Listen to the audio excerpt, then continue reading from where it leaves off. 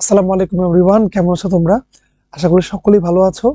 আমাদের এসএসসি ম্যাথের আজকে হচ্ছে প্রথম ক্লাস। এখন রাত বাজে হচ্ছে 4:11। ঠিক আছে, একদম ভোর 4:11। এই টাইমটাতে আমি আমার কণ্ঠের যে প্রবলেম আছে ওটাকে সাথে নিয়েই আসলে আমি ক্লাসটা রেকর্ড করতেছি। তো আমরা এই চ্যাপ্টারটার আসলে দুইটা ক্লাস আমরা নিব। একটা হচ্ছে 2.1 এর, যেখানে আমরা জাস্ট সেট সম্পর্কে আলোচনা করব, এন্ড তারপর আরেকটা চ্যাপ্টার হবে 2.2 এর আরেকটা ক্লাস, ওইটা হচ্ছে ফাংশনের উপরে হবে আর কি। সো 2.1 এর এই ক্লাসটা তাহলে আজকে শুরু করে ফেলি। খুব মানে আজকের ক্লাসটা মোটামুটি আমাদের হচ্ছে এসএসসির যতখানি দরকার, যতগুলো টপিক দরকার সবকিছু আসলে কভার করা হয়ে যাবে। তোমাদের বোর্ড বই তো 100% হবেই হবে। পাশাপাশি তোমরা এই ক্লাসটা করার পরে তোমরা চাইলেই হচ্ছে বোর্ড কোয়েশ্চেনগুলো ডাইরেক্টলি সলভ করে ফেলতে পারবে আর কি। ঠিক আছে, এতটুকু আমি আজকে এনশিওর করতে পারি। সো আমরা শুরু করে ফেলি। ফার্স্ট অফ অল আমাদের এটা বুঝতে হবে যে আসলে সেট জিনিসটা আসলে কি। দেখো, সেট বলা হয়েছে বাস্তব জগতের সুসংজ্ঞায়িত বা ওয়েল ডিফাইন্ড বস্তু সমূহের সমাবেশ এবং সংগ্রাহককে আমরা বলবো সেট। ঠিক আছে, এখানে কিন্তু একটা কথা ইম্পর্টেন্ট, যে এখানে আমরা বলতেছি যে আমার যে বস্তুগুলো হইতে হবে সবগুলো কিন্তু ওয়েল ডিফাইন্ড হইতে হবে। ঠিক আছে, এলোমেলো জিনিসগুলোকে আমি সেট বলতে পারবো না। ফর এক্সাম্পল, আমি যখন বলি, আমরা সচরাচর যেটা ইউজ করি যে ডিনার সেট। আচ্ছা, ডিনার সেটটা আমরা কেন সেট বলতে পারি? কারণ এখানে আমাদের ওই যে খাবার দাবার খাবার দাবার যে প্রিস্ট্রিজ আছে না, এমন কিছুই এখানে ইউজ হচ্ছে যেগুলো ডিনারের কাজে ইউজ হয়। ঠিক আছে, তো এই জন্য ওটাকে আমরা সুন্দর করে ওয়েল ডিফাইন বলতে পারি আমরা। এরকম ভাবে আমি তোমাকে যদি বলি যে তোমার হচ্ছে ক্লাস 9 এর বইয়ের সেট, তো এটা মানে কি? এখানে আমাদের যে বইগুলো উল্লেখ করা আছে সব বইগুলো কিন্তু হচ্ছে তোমার 9 এর জন্যই হচ্ছে একদম পুরোপুরি ওয়েল ডিফাইন করা। বাট এটা যদি না বলে আমি ডাইরেক্টলি বলতাম যে আচ্ছা শুধুমাত্র বইয়ের সেট, তাহলে কিন্তু সেটা কিন্তু এরকম ওয়েল ডিফাইন হইতো না। কারণ এখানে 9 এর বই থাকতে পারে, 10 এর বই থাকতে পারে, গল্পের বই বা অন্য যে কোনো ধরনের বই থাকতে পারে, কিন্তু এখানে ওয়েল ডিফাইন হয়নি। ওয়েল ডিফাইন না হলে সেগুলোকে আমরা কিন্তু মানে সেট বলতে পারবো না। ঠিক আছে, তাহলে সেট হওয়ার প্রথম শর্তটা হচ্ছে আমাদের এইটা। 2 নম্বরটা হচ্ছে এই যে দেখো সেটের মধ্যে যে প্রত্যেকটা উপাদান আছে, ডিনার সেটের কথা চিন্তা করো না। ডিনার সেটের মধ্যে হচ্ছে আমাদের কাপ থাকবে, পিরিচ থাকবে। তাহলে এই যে কাপ পিরিচ, এই প্রত্যেকটাকে আমরা কি বলবো? এক একটা করে এলিমেন্ট বা উপাদান বলবো। ঠিক আছে, বইয়ের মধ্যে খুব সুন্দর করে এগুলো আলোচনা করা আছে। আমি জাস্ট এগুলো শর্টকাটে তোমাদেরকে আসলে বোঝানোর চেষ্টা করতেছি। 3 নম্বরটা হচ্ছে সেটকে সাধারণত আমরা ইংরেজি বর্ণমালা, মানে ইংরেজি বর্ণমালার যে বড় হাতের অক্ষরগুলো আছে সেগুলো দ্বারা প্রকাশ করবো, এ থেকে জেড পর্যন্ত।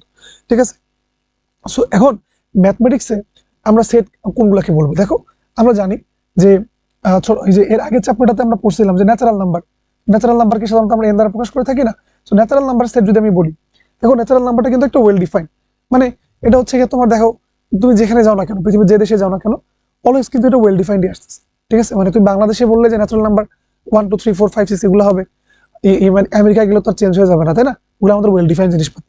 সো ন্যাচারাল নাম্বার বলতে কোনগুলোকে বোঝাচ্ছি আমরা? 1 2 3 0 বাদে যতগুলো পজিটিভ সংখ্যা আছে সবগুলো হচ্ছে আমাদের ন্যাচারাল নাম্বার হবে আর কি। ঠিক আছে, একই রকম ভাবে আমাদের রিয়েল নাম্বার যেগুলো আছে সেটা একদম তোমার -ইনফিনিটি থেকে শুরু করে নিয়ে +ইনফিনিটি পর্যন্ত সবকিছু, এগুলো কিন্তু আমাদের ওয়েল ডিফাইন্ড। আমি আবার যদি মূলদ সংখ্যার সেট বলি বা অমূলদ সংখ্যার সেট বলি, সবগুলো কিন্তু ওয়েল ডিফাইন্ড হবে। এই জন্য এগুলোকে আমরা সেট বলতে পারবো আর কি। তাহলে সেট কোনগুলোকে বলা যাবে না? যেগুলো হচ্ছে ওয়েল ডিফাইন্ড না। এক্সাম্পল দিতে পারি, আমার পছন্দের ফুল, মানে পছন্দের ফুল ডাইরেক্ট বললাম যে পছন্দের ফুল, এখন কোন মানুষের পছন্দের ফুল ওয়েল ডিফাইন আছে? না, তার মানে এটা কিন্তু আমাদের কোনো সেট হবে না। ঠিক আছে, তো এখন সেট হওয়ার কিছু বৈশিষ্ট্য। নাম্বার 1 বৈশিষ্ট্য আমরা বললাম, সেটা হচ্ছে ওয়েল ডিফাইন হতে হবে, যেটা আমরা বুঝছি। ঠিক আছে, একদম ওয়েল ডিফাইন বা সুসংজ্ঞায়িত হতে হবে। 2 নম্বর বৈশিষ্ট্য, সেটা হচ্ছে প্রত্যেকটার স্বতন্ত্র উপাদান থাকতে হবে। এখন উপাদান কি জিনিস সেটা তো আমরা একটু আগে বললাম না, যে সেটের মধ্যে প্রত্যেকটা বস্তুকেই আমরা বলবো হচ্ছে উপাদান বা এলিমেন্ট। এখন প্রত্যেকটা বস্তু স্বতন্ত্র উপাদান হওয়ার শর্তটা কি আসলে?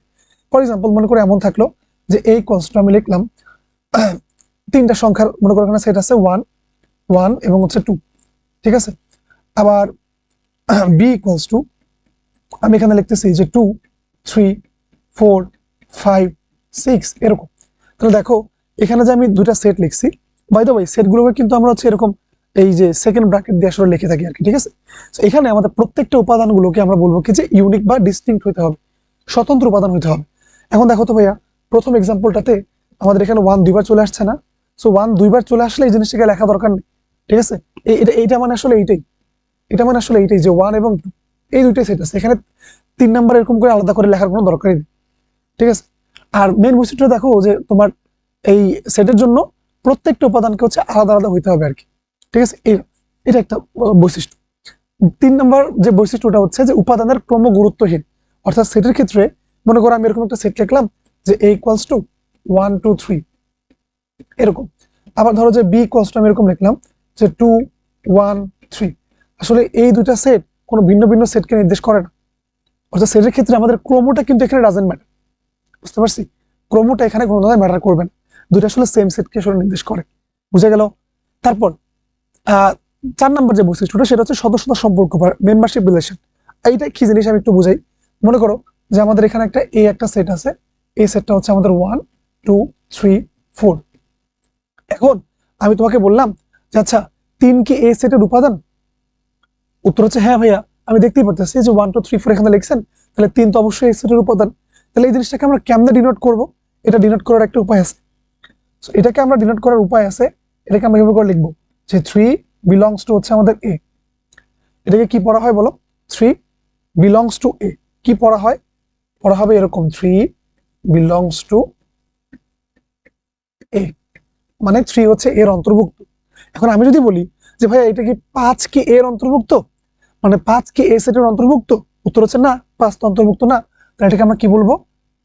5 doesn't belongs to A, 5 does not belongs to A. বুঝা গেল? আমরা এটাকে পড়বো এরকম করে। বুঝতে পারছি কেমনে করে নোট করা হয়? যদি আমাদের কোন একটা সংখ্যা বা কোন একটা বস্তু সেটের অন্তর্ভুক্ত হয়, তাহলে আমরা জিনিসটাকে লিখবো এরকম করে, যেমন 3 এই সেটের অন্তর্ভুক্ত, তাহলে 3 বিলংস টু এ। যদি অন্তর্ভুক্ত না হয় তাহলে আমরা বলবো যে ওইটা ডাজন্ট বিলংস টু এ। লেখা হয় কিভাবে?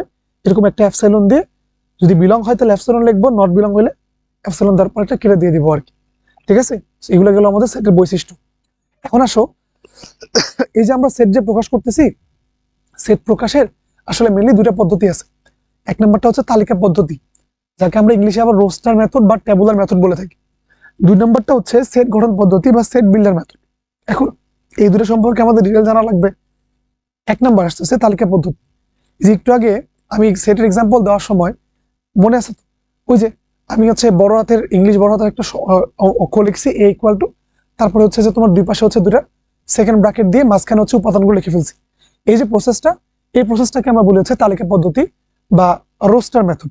দেখো এখানে কি করা হয়, আমাদের দ্বিতীয় বন্ধনী বা সেকেন্ড ব্র্যাকেটের মাধ্যমে সকল উপাদানগুলোকে নির্দিষ্টভাবে উল্লেখ করে তারপর হচ্ছে এটাকে লেখা হয়ে থাকে আর কি।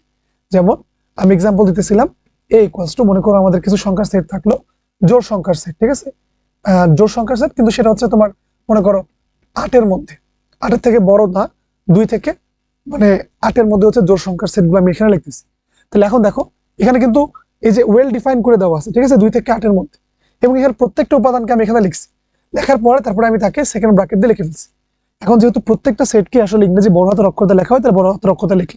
তাহলে এই যে প্রকাশটা, সেট প্রকাশের একটা প্রসেস, এটাকে আমরা বলবো তালিকা পদ্ধতি। আই গেস এটা একদমই ক্লিয়ার। দেন তারপর হচ্ছে সেট গঠন পদ্ধতি। তো এখানে আমাদের কি করে থাকবে জানো? এখানে আমাদের নির্দিষ্টভাবে আমাদের উপাদানগুলো আসলে নির্ধারণ করা থাকে না। এখানে কি বলা থাকে, তার বদলে এখানে একটা সাধারণ একটা ধর্মের উল্লেখ থাকে। বুঝতে পারছি? জাস্ট একটা নিয়ম দেওয়া থাকে, একটা রুলস দেওয়া থাকে। যেহেতু এখানে একটা রুলস দেওয়া থাকবে, এই জন্য এটাকে আমরা রুল মেথডও বলে থাকি আর কি। ফর এক্সাম্পল, এর আগে যে আমরা এক্সাম্পল দিলাম একটা, যে এ ইকুয়ালস টু সেট গঠন পদ্ধতিতে আমরা রোস্টার পদ্ধতিতে আমরা এরকম করে লিখছিলাম যে 2 4 6 8, তাই না? তাহলে এই জিনিসটাই আমরা সেট প্রকাশ পদ্ধতিতে কেমনে লিখতে পারবো, মানে সেট গঠন পদ্ধতিতে কেমনে লিখতে পারবো, এটাকে আমরা এভাবে করে লিখবো। ডাইরেক্টলি এখানে প্রত্যেকটা উপাদান উল্লেখ করা থাকবে না, লেখা থাকবে কিরকম করে, এরকম দেখো, এ সেকেন্ড ব্র্যাকেট দিয়ে দাও, দেওয়ার পরে তারপর লিখবা যে এরকম যে এক্স, এই দেখো এটাকে আমি একটা স্ক্রু চিহ্ন দিচ্ছি, ঠিক আছে? এটাকে আমরা যেন বলবো এখানে এক্স বিলংস টু, আছে আগে এখানে লিখে দিই যে এক্স বিলংস টু, দেখো তো 2 4 6 8 এগুলো কি সবগুলো ন্যাচারাল নাম্বার না? আমি এরকম লিখতে পারি যে এক্স বিলংস টু হচ্ছে এন, যেন এক্স, এক্সটা কি, এক্সটা দেখো আমাদের এগুলো সবগুলো কিন্তু জোড় সংখ্যা, তাহলে জোড় সংখ্যা, সবগুলো জোড় সংখ্যা না? অবশ্যই জোড় সংখ্যা। এবং দেখো এতটুকু লিখলে কি আমাদের হবে জিনিসটা? হবে না কিন্তু, কারণ এটা হচ্ছে সবগুলো জোড় সংখ্যা যদি আমি লিখতাম তাহলে এটা তো একদম ইনফিনিটি পর্যন্ত চলে যেত। বাট এমন তো না, জোড় সংখ্যাগুলো তো একবার শেষ হয়েছে, তাই না? কোন পর্যন্ত শেষ হয়েছে? 8-এ গিয়ে শেষ হয়েছে। তো এই জিনিসটাকে এভাবে লিখবো যে এবং এক্স এর মানটা আসলে 8-এর সমান এবং 8 থেকে ছোট। তাহলে দেখো এই দুটার মধ্যে পার্থক্যটা দেখছো? প্রথমটাতে কিন্তু আমার প্রত্যেকটা উপাদান ওয়েল ডিফাইন করে দেওয়া ছিল, মানে প্রত্যেকটা উপাদান নির্দিষ্ট করে উল্লেখ করে দেওয়া ছিল। বাট এইখানটাতে নির্দিষ্ট করে উল্লেখ না করে জাস্ট তার ধর্ম সম্পর্কে আলোচনা করছে। যেমন এখানে আমাদের 4টা উপাদান, প্রত্যেকের জোড় সংখ্যা, এটা তার ধর্ম, এরকম করে লিখছি আমরা। ঠিক আছে, এই যে নিচের যে প্রসেসটা, যেখানে নির্দিষ্ট ধর্ম মানে নির্দিষ্ট উপাদানগুলোকে না করে জাস্ট ধর্মের কথা উল্লেখ থাকবে, এটাকে আমরা বলবো সেট গঠন পদ্ধতি বা set builder method. I guess দুইটা পদ্ধতির মধ্যে তোমাদের হচ্ছে পার্থক্যটা বুঝে গেছে। দেন তারপরে এই রিলেটেড কিছু আমাদের ম্যাথ আছে, ম্যাথগুলো আমরা একটু দেখি। এক্সাম্পল নাম্বার 1-এ আমাকে বলছে কি যে 7, 14, 21, 28 এই সেটটাকে সেট গঠন পদ্ধতিতে প্রকাশ করো। এটা কিন্তু অনেক পপুলার একটা টাইপ। ঠিক আছে, মানে এখানে যেখানে তোমাদের তালিকা পদ্ধতি দেওয়া থাকবে, ওইখান থেকে আমাকে লিখতে হবে যে সেট গঠন পদ্ধতিতে, মানে এটাকে জাস্ট কনভার্ট করতে হবে। ঠিক আছে, তালিকা পদ্ধতি থেকে সেট গঠন পদ্ধতিতে কনভার্ট করতে হবে। তাহলে দেখো তো এটাকে আমরা কেমনে কনভার্ট করতে পারি। আমার কাছে গিভেন আছে এটা, হ্যাঁ, আমি লিখি, সলিউশন করে স্টার্ট করে দিই। গিভেন আছে হচ্ছে a ইজ ইকুয়ালস টু 7, 14, 21 এবং হচ্ছে 28। আচ্ছা, একটা জিনিস কি বুঝতে পারতেছি, যেখানে 7, 14, 21, 28 এদের মধ্যে ধর্মটা কি? ধর্মটা হচ্ছে এরা প্রত্যেকেই 7-এর গুণিতক, মানে 7 × 7, 7 × 14, 3 × 7 = 21, 4 × 7 = 28। বাট 7-এর গুণিতক তো অনেকগুলো আছে, এখানে একটা লিমিটেশন আছে না? লিমিটেশনটা কি? 7-এর গুণিতকটা আসলে শেষ হয়েছে কোথায়, যে 28 দিয়ে শেষ হয়ে গেছে। জিনিসটাকে আমি লিখবো কিভাবে? সেট গঠন পদ্ধতিতে যদি আমি লিখতে চাই তাহলে এভাবে করে লিখবো, এই যে cos 2 সেকেন্ড ব্র্যাকেট একটা দিয়ে দিবা, এরা সবাই হচ্ছে x এর মান। তো আমি এখানে লিখবো যে x বিলংস টু প্রত্যেকে যত ন্যাচারাল নাম্বার, আমি লিখতে পারি ন্যাচারাল নাম্বার, তারপরে একটা যেন চিহ্ন দিবা, দেওয়ার পরে তারপরে x লেখো, দেন কমা দাও, কমা দেওয়ার পরে তারপরে লেখো যে এরা কি। ঠিক আছে, এরা কি? এরা সবাই হচ্ছে 7-এর গুণনীয়ক। আমি লিখবো যে এরা সবাই হচ্ছে 7-এর গুণনীয়ক, 7-এর গুণনীয়ক। এবং এবং দেখো x এর ভ্যালুটা কত হবে বলো? x এর ভ্যালুটা হচ্ছে আমাদের 28 থেকে ছোট, 28 অথবা 28 থেকে ছোট। দেন হয়ে গেল, দ্যাটস দ্য অ্যান্সার। অনেক সহজ। ঠিক আছে, জাস্ট তোমাকে তালিকা পদ্ধতি দেওয়া থাকলে ওখান থেকে জাস্ট তোমার কাজ হচ্ছে ধর্মগুলোকে আইডেন্টিফাই করা, দেন তারপরে নিজের মতো করে লিখে ফেলা। আই গেস এটা ক্লিয়ার হয়েছে। দেন তারপর আমরা এখানে চলে আসি। এখানে আমাদের কি বলা হয়েছে যে c ইকুয়ালস টু -9, -6, -3, 3, 6, 9 এই যে সেটটা আছে, এটাকে আমাদের সেট গঠন পদ্ধতিতে আমাদেরকে প্রকাশ করতে হবে। ঠিক আছে, সো এইটা আমরা কেমনে করতে পারি? খেয়াল করো তো, আমরা এই জিনিসটা কিভাবে লিখতে পারি না, যে দেখো আমি আগে সবার আগে জিনিসটা লিখে নিই আগে। c ইকুয়ালস টু তালিকা পদ্ধতি আমার কাছে দেওয়া আছে -9, -6, -3, দেন আমাদের আছে হচ্ছে 3, দেন আমাদের আছে 6, দেন আমাদের আছে হচ্ছে 9। তো আমরা এটাকে কিভাবে লিখবো? দেখো আমি এমনি লিখতে পারি যে c ইকুয়ালস টু, এখানে আমি লিখবো যে x বিলংস টু, দেখো এটা কি, সবগুলো হচ্ছে রিয়েল নাম্বার না? সবগুলো তো রিয়েল নাম্বার। ও আমরা আরো ভালোভাবে বলতে পারি এগুলো সবগুলো হচ্ছে পূর্ণ সংখ্যা। পূর্ণ সংখ্যার সেটগুলোকে আমরা প্রকাশ করি হচ্ছে z। তাহলে x হচ্ছে গিয়ে যে তোমার z এর অন্তর্ভুক্ত। জানো কিভাবে? জানো যে আমাদের x এরকম লিখতে পারবো। দেন দেখো এদের মধ্যে সম্পর্কটা আমাকে আগে ডিফাইন করা লাগবে, যে সম্পর্কগুলো কিরকম করে আছে। দেখো তো যে আমি এরকম লিখতে পারি কিনা যে আমার এখানে 3x এর ভ্যালুটা আসলে আমাদের 9 সমান অথবা 9 থেকে ছোট, অথবা -9 থেকে বড়। বুঝা যাচ্ছে? x বিলংস টু হচ্ছে আমাদের z, যে কোনো ধরনের তোমার পূর্ণ সংখ্যা। তো পূর্ণ সংখ্যা তো আমাদের হচ্ছে নেগেটিভ হইতে পারে, পজিটিভ হইতে পারে। আমি যদি মাইনাস, এই যে x এর জায়গায় যদি আমি হচ্ছে এরকম চিন্তা করি যে x এর জায়গায় যদি -3 ইনপুট করে দিই তাহলে আমি পাবো হচ্ছে 9। দেন আমাদের যদি 2 ইনপুট করি বা -2 ইনপুট করি তাহলে পাবো -6। দেন x এর জায়গায় যদি -1 ইনপুট করি তাহলে পাবো হচ্ছে -3। 1 ইনপুট করলে 3, 2 ইনপুট করলে 6 এবং 3 ইনপুট করলে হচ্ছে আমাদের 9 পাবো।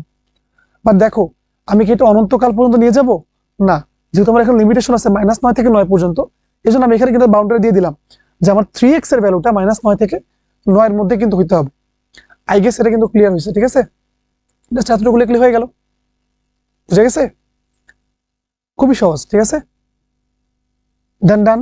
তারপরে এবার এটা আসি আমরা, সেম প্রবলেম, এই কলটা দেওয়া আছে এরকম করে 4, 8, 12, 16, 20, 24, 28, 32, 36, 40 এরকম করে দেওয়া আছে।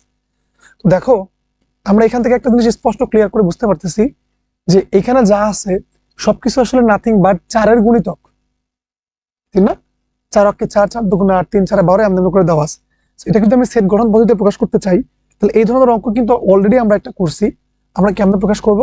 যে a is equals to x belongs to আমরা বলতে পারি ন্যাচারাল নাম্বার, সবগুলো ন্যাচারাল নাম্বার, তাই না?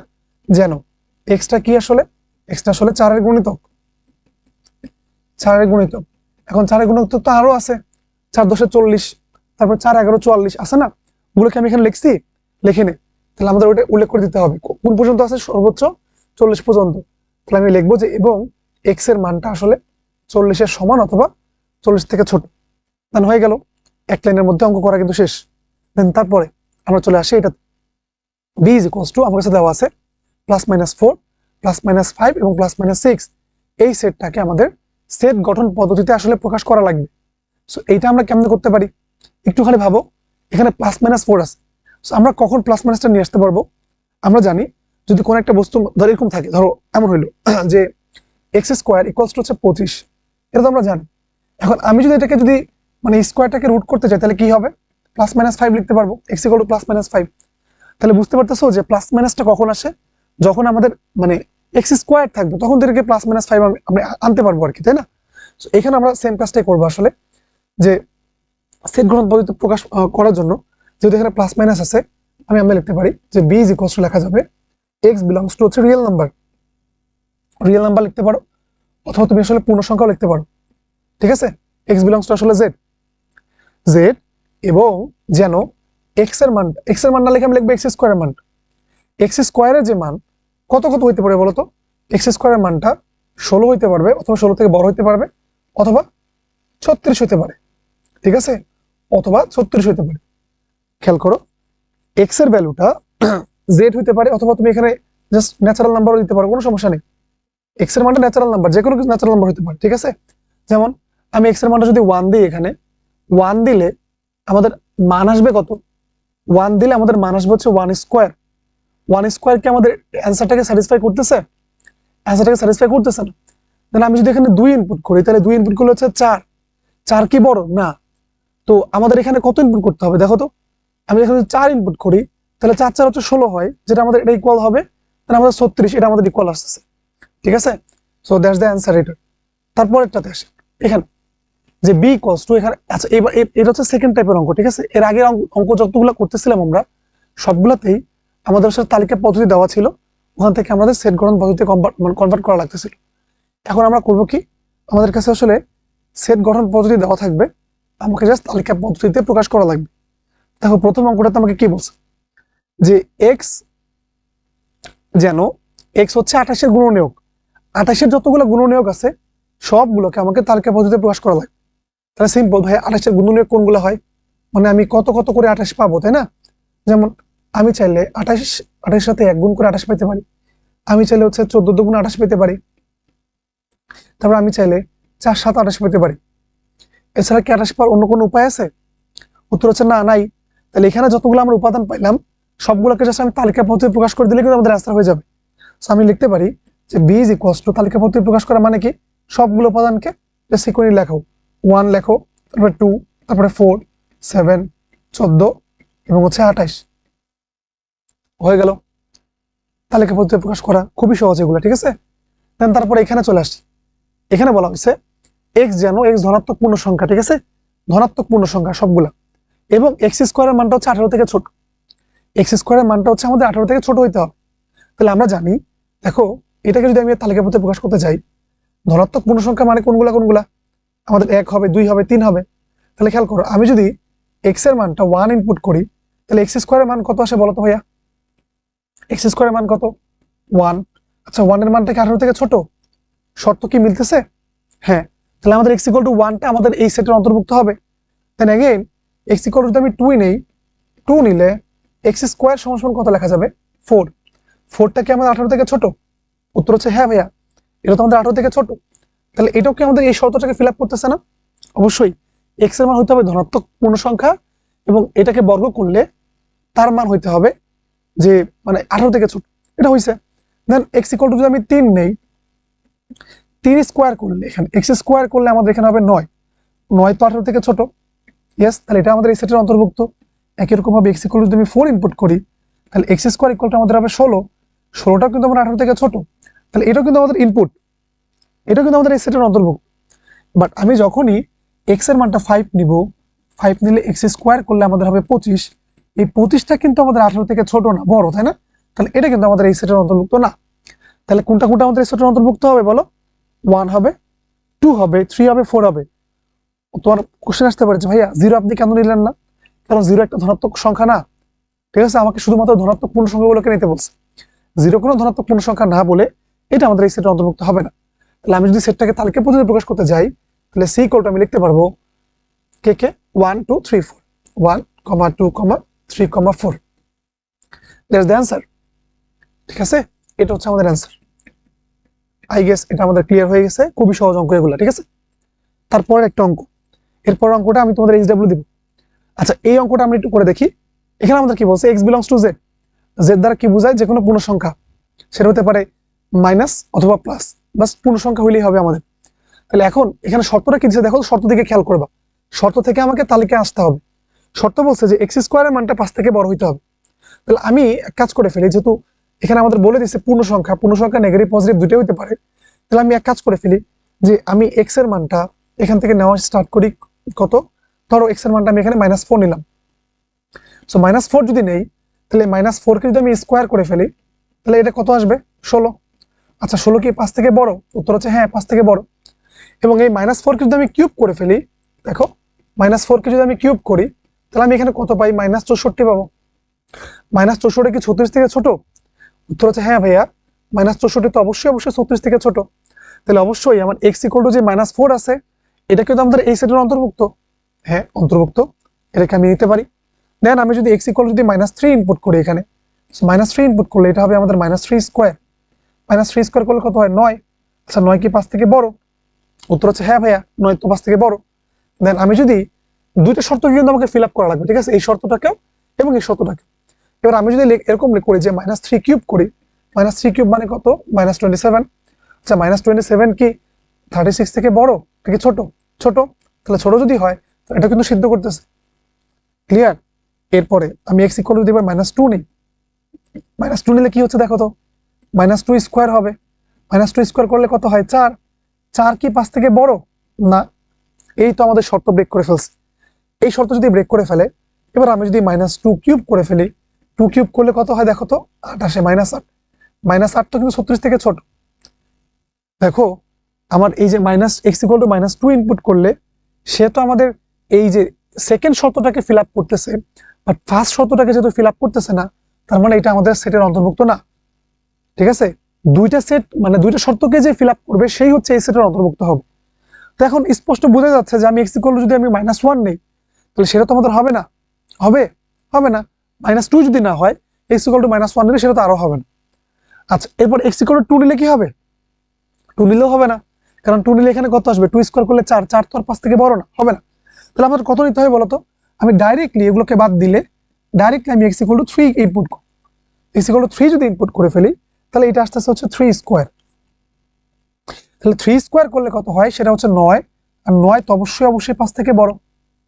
উত্তর হচ্ছে হ্যাঁ। তারপরে আমি যদি 3 কিউব করে ফেলি, 3 কিউব করলে এটা আসবে 27। 27 অবশ্যই 36 থেকে ছোট। তাহলে আমাদের x ইকুয়াল টু 3 যেটা, সেটা কিন্তু অবশ্যই এই সেটের অন্তর্ভুক্ত। এরপরে আমি যদি x ইকুয়াল টু 4 নেই, তাহলে কি ভেজালটা হচ্ছে দেখো। 4 নিলে আমাদের এখানে আসবে 4 স্কোয়ার। 4 square equal to 16। 16 তো 5 থেকে বড়, তাতে কোনো সন্দেহ নেই। আর ভেজাল লাগবে এখানেই। ঠিক আছে? আমি যদি এবার 4 কিউব করে ফেলি, 4 কিউব করলে এটা আমাদের আসবে 64। এখন 64 কি 36 থেকে ছোট? উত্তর হচ্ছে না ভাইয়া, 64 তো 36 থেকে ছোট না। তাহলে এটা কি আমাদের অন্তর্ভুক্ত হবে? হবে না। এখন তোমরা যারা চালাক, তারা অবশ্যই বুঝতে পারতেছো, এরপর আমি যত সংখ্যায় নিই না কেন, 5, 6, 7, 8 যাই নিই না কেন, সবগুলাই কিন্তু এই যে এখানে যে আটকে যাবে, এই শর্তটা ফিল আপ করবে, এখানে যে আটকে যাবে। মানে আমাদের কথা কি বলো? দুটো শর্ত কি ফিল আপ করতে হবে? এমন জিনিসপাতি আমাকে নিতে হবে না? হ্যাঁ ভাইয়া। তাইলে অন্য কোন সংখ্যা কি নেওয়া যাবে? আমাদের নেওয়া যাবে না। তাহলে কোনটা কোনটা আমাদের সেটের অন্তর্ভুক্ত হচ্ছে? -4 হচ্ছে, -3 হচ্ছে, -4 হচ্ছে, -3 হচ্ছে এবং 3 হচ্ছে। তাহলে আমি যদি এই পুরো সেটটাকে তালিকা পদ্ধতিতে প্রকাশ করতে যাই, তাহলে আমাদের অ্যান্সার কি আসবে দেখো। এটা জাস্ট আমি ধরো এটাকে নাম দিই নেই, এটাকে একটা নাম দিতে হবে। মনে করো এটা c ইকুয়ালস টু ছিল, আমি লিখতে পারবো তালিকা পদ্ধতি প্রকাশ করতে গেলে c ইজ ইকুয়ালস টু হবে -4, -3 এবং হচ্ছে 3। আই গেস এটা হচ্ছে ক্লিয়ার হয়েছে। ঠিক আছে? দেন সেম টাইপের একটা প্রবলেম। এই প্রবলেমটা একটু খেয়াল করি আমরা। X belongs to N, x হচ্ছে 36 এর গুণনীয়ক এবং 6 এর গুণিতক, এই সেটটাকে তালিকা পদ্ধতি প্রকাশ করতে হবে। তার মানে আমাকে এখানে এক্স এর ওই ভ্যালুগুলো নিতে হবে যেগুলো একই সাথে 6 এর গুণিতক এবং 36 এর গুণনীয়ক। তাহলে সবার আগে আমরা এক কাজ করে ফেলি, 36 এর গুণনীয়ক কি কি আছে সেগুলো বের করে ফেলি। সেটা কি কি? 1 × 36 লিখতে পারি আমরা, তাহলে 18 দুগুণা 36, 18 দুগুণা 36 হয়, 18 দুগুণা 36 হয়ে গেল। তাহলে আমি লিখতে পারি 3 × 36, এটাও লেখা যাবে। তারপরে 4 নং 36, এটাও লেখা যায়। দেন আমাদের 6 6 36, এটাও লেখা যায়। তাহলে আমি যদি এখন চাই 36 এর গুণনীয়ক গুলোকে লিখবো একসাথে, 36 এর গুণনীয়ক কোনগুলা কোনগুলা বলো? 36 এর গুণনীয়ক which is 1 2 3 4 and 6 9 12, তারপরে আছে হচ্ছে আমাদের 18, দেন আমাদের আছে হচ্ছে 36। এগুলো হচ্ছে আমাদের 36 এর গুণনীয়ক। আমাকে বলছে এবং এক্স এর ওই ভ্যালুগুলো নিতে হবে যেগুলো 6 এর গুণিতক। তাহলে 6 এর গুণিতক কোনগুলা? 6 এর গুণিতক, 6 এর গুণিতক হচ্ছে এটা 6, দেন হচ্ছে 12, দেন 18, ঠিক আছে। তারপরে হচ্ছে 4 6 24, 5 6 30, তারপরে কত আছে 36, তারপরে হচ্ছে আমাদের 42, এমন করতে করতে ডলার ইনফিনিটি পর্যন্ত। তাহলে এখন কোন কোন জিনিসগুলো আসলে এই দুটো শর্তকে ফিল আপ করতেছে, এক্স এর কোন কোন ভ্যালুগুলো, মানে কোনটা কোনটা মিল পাচ্ছ তুমি, ওগুলো খালি খেয়াল করো মিল কোনটা কোনটা পাচ্ছ। দেখো তো আমাদের 6 এখানে মিল আছে, এখানেও আছে 6, এখানেও 6 আছে, এখানেও 12 আছে, এখানেও 12 আছে, এখানেও 18 আছে, এখানেও 18 আছে, এখানে 36 আছে, এখানেও 36 আছে। তাহলে আমাদের এক্স এর ওই সকল ভ্যালুগুলো নিতে হবে যেগুলো একই সাথে 36 এর গুণনীয়ক, 6 এর গুণিতক। তাহলে आंसर কোনটা কোনটা আসবে বলো? 6 12 18 এবং 36। তো এই সেটটাকে আমি মনে করো এই ইকুয়াল টু লিখলাম। তো এই ইকুয়াল টু যদি আমি তালিকা পদ্ধতি প্রকাশ করতে যাই তাহলে आंसर কি কি আসবে? একটা আসবে 6, একটা হচ্ছে 12, একটা 18, একটা হচ্ছে 36। আই গেস এই आंसरটাও ক্লিয়ার, ঠিক আছে। দেন আমাদের এর পরে যে টপিকটা আসতেছে, অনেকক্ষণ ধরে আমরা মানে সেটের প্রকাশ সম্পর্কে অনেকগুলো ম্যাথ ট্যাথ করলাম, কনসেপ্টগুলো আই থিঙ্ক ক্লিয়ার হয়ে গেছে। এখন তোমরা নিজেদের মতো করে লিখতে পারবা, জাস্ট একটু মাথা খাটাইলেই হবে। এখন আমরা কিছু সেটের টাইপ সম্পর্কে পড়ব। যেমন আসলে আমাদের প্রথম টাইপটা হচ্ছে সসীম সেট। আমি এখানে এক্সাম্পল দিয়ে রাখছি, মনে করো প্রথম একটা সেট আছে ডি, ডি ইকুয়াল টু হচ্ছে এক্স ওয়াই জেড। দেখো তো এখানে কয়টা এলিমেন্ট আছে? 3টা, এক্স ওয়াই আর জেড। তাহলে 3টা এলিমেন্ট তো সসীম এলিমেন্ট না? সসীম মানে কি? যেগুলোকে আমি মানে গুনতে পারবো আর কি, তাই না? তাহলে এটা আমাদের সসীম একটা সেট, অর্থাৎ যে সকল সেটের উপাদান সংখ্যা হচ্ছে সসীম হবে তাদেরকে আমরা বলবো সসীম সেট, ঠিক আছে। এক্সাম্পল দেখে বোঝা যাচ্ছে। এরপরে দেখো ই নাম্বার সেটে কি লিখছে? 3 থেকে শুরু করে নিয়ে 60 পর্যন্ত, এটা তো সসীম, 3 থেকে 60 পর্যন্ত আছে, সসীম না? এটাও সসীম, তাহলে এটা আমাদের সসীম সেট হবে। এরপরে আসো এফ নাম্বার কি বলছে? এক্স হচ্ছে মৌলিক সংখ্যা কোনটা কোনটার মধ্যে? 30 থেকে 70 এর মধ্যে। তাহলে 30 থেকে 70 এর মধ্যে যতগুলো মৌলিক সংখ্যা আছে এগুলো আই থিঙ্ক লিমিটেডই তো, তাই না? মৌলিক সংখ্যা কোনগুলো বলো তো? ওই যে সকল সংখ্যাগুলোকে নতুন করে মানে ভাঙতে পারবো না আর কি, ঠিক আছে, ভাঙা যাবে না। যেমন এক্সাম্পল দিতে পারি 30 এর যে 31 আছে না, 31টা একটা মৌলিক সংখ্যা, দেন আমাদের 37 একটা মৌলিক সংখ্যা না, দেন আমাদের 41 একটা মৌলিক সংখ্যা, ঠিক আছে। সেরকম করে 47 একটা মৌলিক সংখ্যা, ঠিক আছে। তারপরে আমাদের 51 একটা মৌলিক সংখ্যা। সো এরকম করে আমাদের অনেকগুলো মৌলিক সংখ্যা আছে। সবগুলো সংখ্যা যদি আমি লিখি 70 এর মাঝখানে, সবগুলো লিমিটেডই তো না? সবগুলো তো লিমিটেড, যতগুলো আসবে আর কি সবগুলো তো লিমিটেড। তো এটাকে আমরা বলবো সসীম সেট। এরপরে 2 নাম্বার টাইপের সেটটা কি হবে? এটা হচ্ছে আমাদের অসীম সেট। বুঝে যাচ্ছে নাম শুনেই যে এখানে আমাদের এলিমেন্ট সংখ্যা কি হবে? অসীম সংখ্যক হবে। ফর এক্সাম্পল আমাদের এখানে বলা হয়েছে এ হচ্ছে সমস্ত বিজোড় স্বাভাবিক সংখ্যার সেট। এখন বিজোড় স্বাভাবিক সংখ্যা তো অসীম পরিমাণ আছে, ঠিক আছে। 1 থেকে শুরু করে 1 3 5 7 এমন করতে করতে সে অসীম পরিমাণ আছে, তার মানে এটা একটা অসীম সেট হবে। এরপরে আমি যদি বলি স্বাভাবিক সংখ্যার সেট, সেটাও তো আমাদের অসীম পরিমাণ আছে। আবার ধরো পূর্ণ সংখ্যার সেট জেড, সেটা আমাদের অসীম সেট, অসীম সেটের একটা এক্সাম্পল। মূলদ সংখ্যার সেট বলো, বাস্তব সংখ্যার সেট বলো, এই সবকিছু কিন্তু আমাদের অসীম সংখ্যার সেট, ঠিক আছে। দেন 3 নাম্বার সেট। আচ্ছা এরপরে আমাদের কিছু ম্যাথ ট্যাথ আছে আর কি। সো ম্যাথের মধ্যে জাস্ট তোমাকে এটা আইডেন্টিফাই করা লাগবে তো নিচের কোন সেটটা আসলে সসীম আর কোন সেটটা হচ্ছে অসীম। খেয়াল করো তো প্রথম সেটটা কি সসীম না অসীম? বুঝা যাচ্ছে মাত্র 3টা এলিমেন্ট আছে, তাহলে এটা তো সসীম হবে। সসীমটাকে আমরা স দ্বারা প্রকাশ করলাম, সসীম, ঠিক আছে। এর পরের সেটটা এটা তো আমাদের সসীম, দেখো লিমিটেড, সো এটা আমাদের সসীম, 2 টু দি পাওয়ার 10 পর্যন্ত খালি মাত্র আছে। এটা কি বলতো? এটা অসীম না? দেখো তো এটা শেষ কোথায় হয়েছে সেটা কি দেওয়া আছে? দেওয়া নেই, তাহলে এটা আমাদের অসীম সেট। ঠিক আছে, কারণ শেষ নাই। তারপর এখানে আসো, এক্স হচ্ছে পূর্ণ সংখ্যা এবং এক্স এর মান 4 থেকে ছোট। আচ্ছা, এক্স এর মান যদি 4 থেকে ছোট হয়, 4 থেকে ছোট তো কিন্তু ছোট হইতে হইতে একবার মাইনাস ইনফিনিটি পর্যন্ত চলে যেতে পারে না? তাহলে এটা কিন্তু শেষ আছে? ছোটর কোনো শেষ আছে? নাই। একই রকম ভাবে বড় কোনো সেট আছে, মানে শেষ আছে? নাই। তাহলে এটা কিন্তু আমাদের একটা অসীম সেট, এটা কিন্তু একটা অসীম সেট, বুঝা গেছে? দেন তারপর এখানে চলে আসো, পি বাই কিউ এবং পি এবং কিউ পরস্পর সহমৌলিক সংখ্যা। তো বেসিক্যালি এটা কিন্তু আসলে মূলদ সংখ্যার সেট বলা হয়েছে, তাই না? সো মূলদ সংখ্যার সেটগুলো আসলে কি হবে বলতো? অসীম সেট হবে, অসীম সেট। ঠিক আছে, পড়ছো মনে হয় তোমরা হচ্ছে এই যে প্রথম চ্যাপ্টারটার মধ্যে কিন্তু এই যে মূলদ সংখ্যার এই সংখ্যাটা পড়ছিলাম। এটা আসলে মূলদ সংখ্যার সেট, আর মূলদ সংখ্যার সেট সাধারণত অসীম হয়ে থাকে। আচ্ছা, এরপর লাস্ট যেটা আছে এটা একটু খেয়াল করো তো। এখানে বলা হয়েছে ওয়াই বিলংস টু এন, তাহলে ওয়াই হচ্ছে একটা ন্যাচারাল নাম্বার।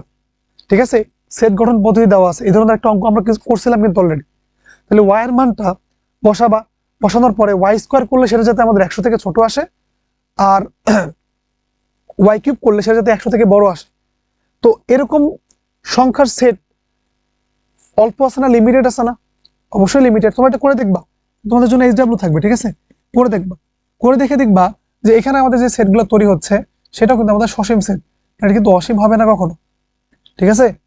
অসীম কিন্তু হবে না, মাথা রাখতে হবে কিন্তু। মানে আমাকে এমন সেটগুলো বের করা লাগবে, এমন সংখ্যাগুলো বের করা লাগবে যেটার স্কোয়ারটা 100 থেকে ছোট, স্কোয়ার করলে সেটা 100 থেকে ছোট আসবে, এবং যেটাকে আমি কিউব করলে সেটা 100 থেকে বড় আসবে। তো এমন সংখ্যার সেট কিন্তু লিমিটেড, ঠিক আছে? যেহেতু আমাদের এখানে একটা বাইন্ডিংস অলরেডি আছে যে 100 থেকে ছোট হইতে হবে, ঠিক আছে? তোমরা এটা বের করে নিবা, তালিকা পর্যায়ে প্রকাশ করবে, এটা অবশ্যই তোমাদের কাজ, এটা বের করে দিবা। তাহলে তুমি এখানে খুব ইজিলি বুঝতে পারবা যে এটা একটা সসীম সংখ্যার সেট। এরপরে টাইপ অফ সেটের লাস্ট সেট যেটা আছে সেটা হচ্ছে আমাদের ফাঁকা সেট। ফাঁকা সেটের আরেকটা হচ্ছে আমরা বলতে পারি এমটি সেট, এটাকে ইংলিশে বলা হয়।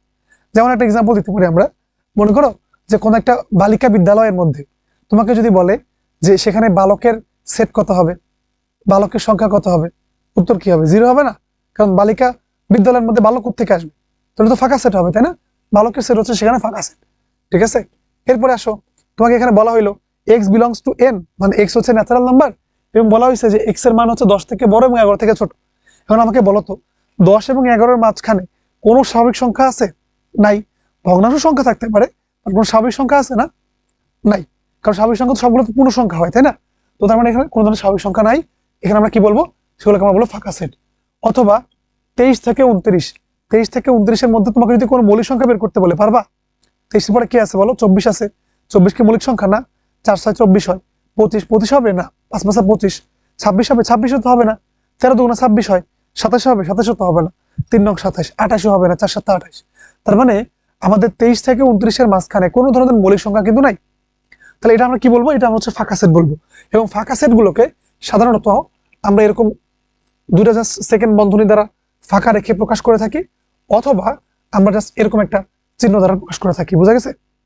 ফাঁকা সেট মানে আইদার আমি প্রকাশ করব হচ্ছে দুইটা সেকেন্ড ব্র্যাকেট দিয়ে, অথবা জাস্ট এরকম একটা ফাই চিহ্ন দেওয়া, এটাকে ফাই বলা হয় আর কি, ঠিক আছে? ফাই চিহ্নের মাধ্যমে আমরা প্রকাশ করবো আর কি ফাঁকা সেট। আই গেস এটা আমাদের ক্লিয়ার হয়েছে। দেন এরপরে আমাদের ইম্পর্টেন্ট একটা টপিক হচ্ছে উপসেট বা সাবসেট। এখন সাবসেটটা কি, এটা আমরা এক্সাম্পলের মাধ্যমে আসলে দেখি। দেখো, মনে করো আমি এ লিখলাম, এ ইকুয়ালস টু 1 2, মানে এ সেটের হচ্ছে দুইটা উপাদান আছে, 1 এবং 2। এখন এ সেটের প্রত্যেকটা উপাদান নিয়ে আমি যতগুলো সেট তৈরি করতে পারবো, ওই সবগুলোই হচ্ছে আমাদের ওই এ এর সাবসেট হবে। ফর এক্সাম্পল, আমি চাইলে মনে করো যে শুধুমাত্র 1 কে নিয়ে একটা সেট বানাইলাম, অথবা শুধুমাত্র 2 কে নিয়ে একটা সেট বানাইলাম, অথবা 1 এবং 2 দুটাকে নিয়ে একটা সেট বানাইলাম, অথবা আমি কি করতে পারি, আরেকটা অপশন কিন্তু সবসময় থাকে যে আমি কোনোটাকেই নিব না, তাও আমি একটা সেট বানাবো, ঠিক আছে? সো এরকম যদি হয়, সো এটাকে আমি বলবো ফাঁকা সেট। বুঝা গেল? এখন দেখো আমাদের কাছে যে 4টা অপশন আছে, আমি 1 কে নিয়ে একটা সেট বানাতে পারি, 2 কে নিয়ে একটা সেট, 1 এবং 2 কে দুটাকে নিয়ে একটা সেট, অথবা কোনোটাকে না নিয়ে একটা সেট বানাতে পারি। তাহলে এখানে যে 4টা সেট হইলো, এই 4টা সেটের প্রত্যেকটাকেই আমি বলবো এক একটা উপসেট। কার উপসেট? এ এর উপসেট। এখন মনে করো আমি প্রথম এই যে 1 কে নিয়ে শুধু সেটকে আমি বললাম হচ্ছে বি, দেন আমি এটাকে নিয়ে বললাম শুধুমাত্র সি, দেন এটাকে আমি বললাম হচ্ছে ডি, দেন এটাকে আমরা বললাম হচ্ছে ই। এখন এই জিনিসটাকে প্রকাশ করবো কিভাবে? দেখো, প্রকাশ করার উপায় হচ্ছে উপসেটের চিহ্ন হচ্ছে এরকম, না আমি তখন এটাকে লিখতে পারবো এরকম করে যে বি ইজ আ সাবসেট। সাবসেটকে এরকম এরকম একটা চিহ্ন দ্বারা প্রকাশ করা হয়, সাবসেট অফ এ। একই রকম ভাবে C is a subset of A. আবার আমি বলতে পারি ডি হচ্ছে সাবসেট অফ এ। দেখো তো ডি আর এ একই রকম না? উত্তর হচ্ছে হ্যাঁ। একটা জিনিস মাথায় রাখবা, প্রত্যেকটা সেট তার নিজেরই আসলে উপসেট। বুঝে গেছে? সো ডিও একটা উপসেট হবে তার, একই রকম ভাবে ইও কিন্তু আসলে এরই একটা উপসেট। আই গেস উপসেটের ধারণাটা আমাদের এখানে ক্লিয়ার হয়ে গেছে। দেন আমাদের এখান থেকেই আরেকটা টপিক আসে, প্রকৃত উপসেট সংখ্যা, প্রকৃত উপসেট। সো এবার সেম আমি এক্সাম্পলটা নেই। মনে করো এই ইকুয়ালটা আমি নিলাম 1,2। এখান থেকে আমরা উপসেট কোনগুলো কোনগুলো লিখতে পারি? ধরো আমি বি সমান লিখলাম হচ্ছে 1, সি সমান আমি লিখলাম হচ্ছে 2, ডি সমান আমি লিখলাম হচ্ছে 1,2, আর এই সমান আমি লিখলাম হচ্ছে ফাঁকা সেট। ঠিক আছে? এখন দেখো তো এই যে বি এর মধ্যে উপাদান আছে একটা, সি এর মধ্যে উপাদান আছে হচ্ছে একটা, ই এর মধ্যে কোনো উপাদানই নাই। এরা প্রত্যেকেই কিন্তু উপসেট। এখন যে উপসেট গুলোর মধ্যে আমাদের যে প্রথম যে সেটটা আছে ওই সেটের তুলনায় কম উপাদান থাকবে সেগুলোকে আমরা বলবো প্রকৃত উপসেট। তাহলে এ হচ্ছে আমাদের প্রকৃত উপসেট, সি একটা প্রকৃত উপসেট, ই একটা প্রকৃত উপসেট। বাট দেখো আমাদের ডি যেটা আছে, ডি সেটটা আর এ সেটটা কিন্তু উপাদান সংখ্যা সমান। তাহলে এটা কিন্তু আমাদের প্রকৃত উপসেট না, এটা উপসেট বাট প্রকৃত উপসেট না। এখন তাহলে প্রকৃত উপসেট এবং উপসেটের মধ্যে মানে আলাদা করবো কিভাবে, আমি প্রকাশ করবো কিভাবে যে এটা একটা প্রকৃত উপসেট? সো দেখো প্রকৃত উপসেট প্রকাশ করার জন্য আমাকে এরকম একটা সাইন দিতে হয়।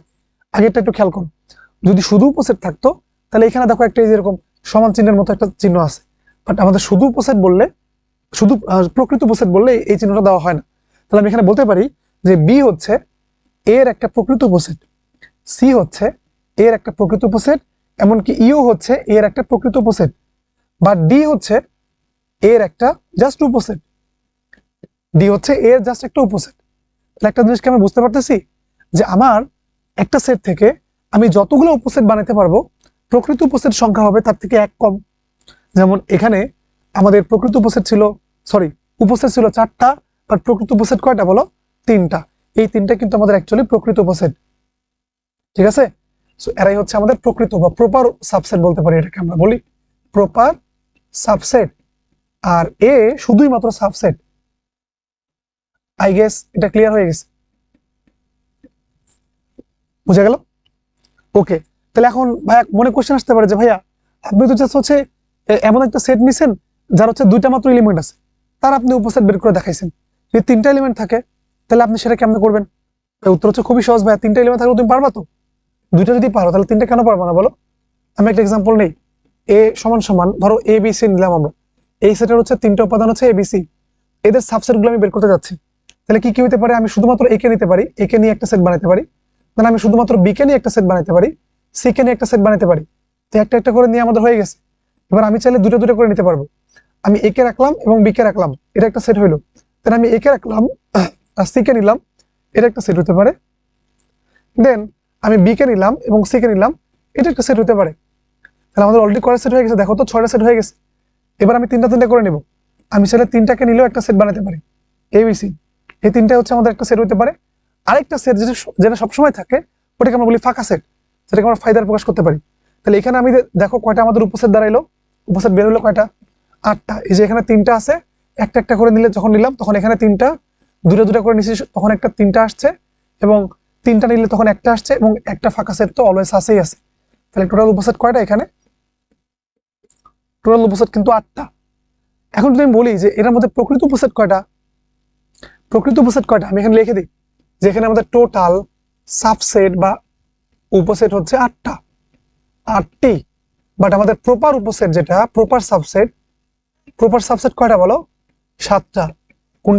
কোনটা বাদ যাবে? এই যে এটা বাদ যাবে, কারণ যে মেইন সেটটা ছিল সেই মেইন সেটের উপাদান সংখ্যা যা, এই সেটের উপাদান সংখ্যা সেম টু সেম, সেটা আমাদের প্রপার মানে সাবসেট হবে না। ঠিক আছে? বাকি সবগুলো হচ্ছে তার প্রপার সাবসেট হবে। বুঝা গেল? প্রপার সাবসেট হচ্ছে 7টা। একই রকম ভাবে তুমি 4টার জন্য প্র্যাকটিস করবা বাসায়, তোমাদের জন্য এসডব্লিউ থাকলো, 4টার জন্য ট্রাই করবা। ঠিক আছে? দেন তারপরে এখানে আমরা চলে আসি, এই যে এই কথাটা উল্লেখ করা আছে যে ফাঁকা সেট কিন্তু যে কোনো সেটেরই একটা প্রকৃত উপসেট, তাই না? কারণ এটা তো একদম মানে ফ্রি, ফাঁকা সেটটা সবার জন্যই থাকতেছে, এবং ফাঁকা সেটের যেহেতু সেটা ফাঁকাই, তার মানে এটা কিন্তু আমাদের প্রকৃত উপসেট অলওয়েজ হবে। কারণ প্রকৃত উপসেট না হওয়ার শর্তটা কি? না হওয়ার শর্তটা হচ্ছে যে ওই উপসেটের উপাদান সংখ্যাটা মেইন উপসেটের উপাদান সংখ্যার সমান হবে। ঠিক আছে, সমান না হওয়া আর কি, সমান না হয়ে হচ্ছে প্রকৃত উপসেটের সংজ্ঞা। এখন ফাঁকা সেটের যেহেতু সবসময় মানে মেইন সেটের উপাদান সংখ্যার থেকে কমই থাকবে, অলওয়েজ কমই থাকবে, তাই না, শূন্য, কোনো কিছুই নেই, এটা আমাদের সবসময় যে কোনো সেটেরই আসলে প্রকৃত উপসেট হবে আর কি। ঠিক আছে, এটা কিন্তু মিস যাওয়া যাবে না। তাহলে এবার আসো এই অঙ্কটা যেটাকে করলাম এবিসি দিয়ে করছি, ঠিক আছে, এবিসি দিয়ে করছি, এটা কি আর করা দরকার আছে? নাই। এবিসি যদি করে থাকে তাহলে তুমি তো পারবা না, বাকি কাজ তো তোমাদের জন্য থাকলো এটা। তাহলে এখানে এবিসি বলতে খালি এক্স ওয়াই জেড আছে, আশা করি পারা যাবে। বাট আমি এখানে একবারে লিখতে পারি, কি লিখতে পারি, যে এখানে আমাদের উপসেট কটা হবে বলতো, যখন আমাদের 3টা উপাদান নিছিলাম তখন আমাদের উপসেট আসছিল হচ্ছে 8টা, আর প্রকৃত উপসেট সবসময় একটা থেকে কম আসবে, তাহলে 7টা আসবে। ঠিক আছে, একটা অবজারভেশনের বিষয়, ঠিক আছে, একটু অবজার্ভ করো তো, অবজার্ভ করো। আমি যখন 2টা নিছি, মানে যখন আমাদের সেটের উপাদান সংখ্যা 2টা ছিল, এরকম ছিল এ এবং বি, তখন আমি সাবসেট কটা পাইছি, তখন আমি সাবসেট পাইছি হচ্ছে 4টা।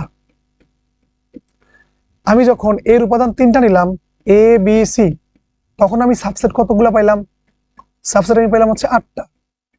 দেখো তো 4কে আমি এরকম লিখতে পারি না 2 স্কোয়ার, আবার 8কে আমি কি লিখতে পারি 2 কিউব, 2 কিউব মানে তো আমাদের 8। তাহলে যখন উপাদান সংখ্যা 3টা তখন আমি পাচ্ছি 2 কিউব।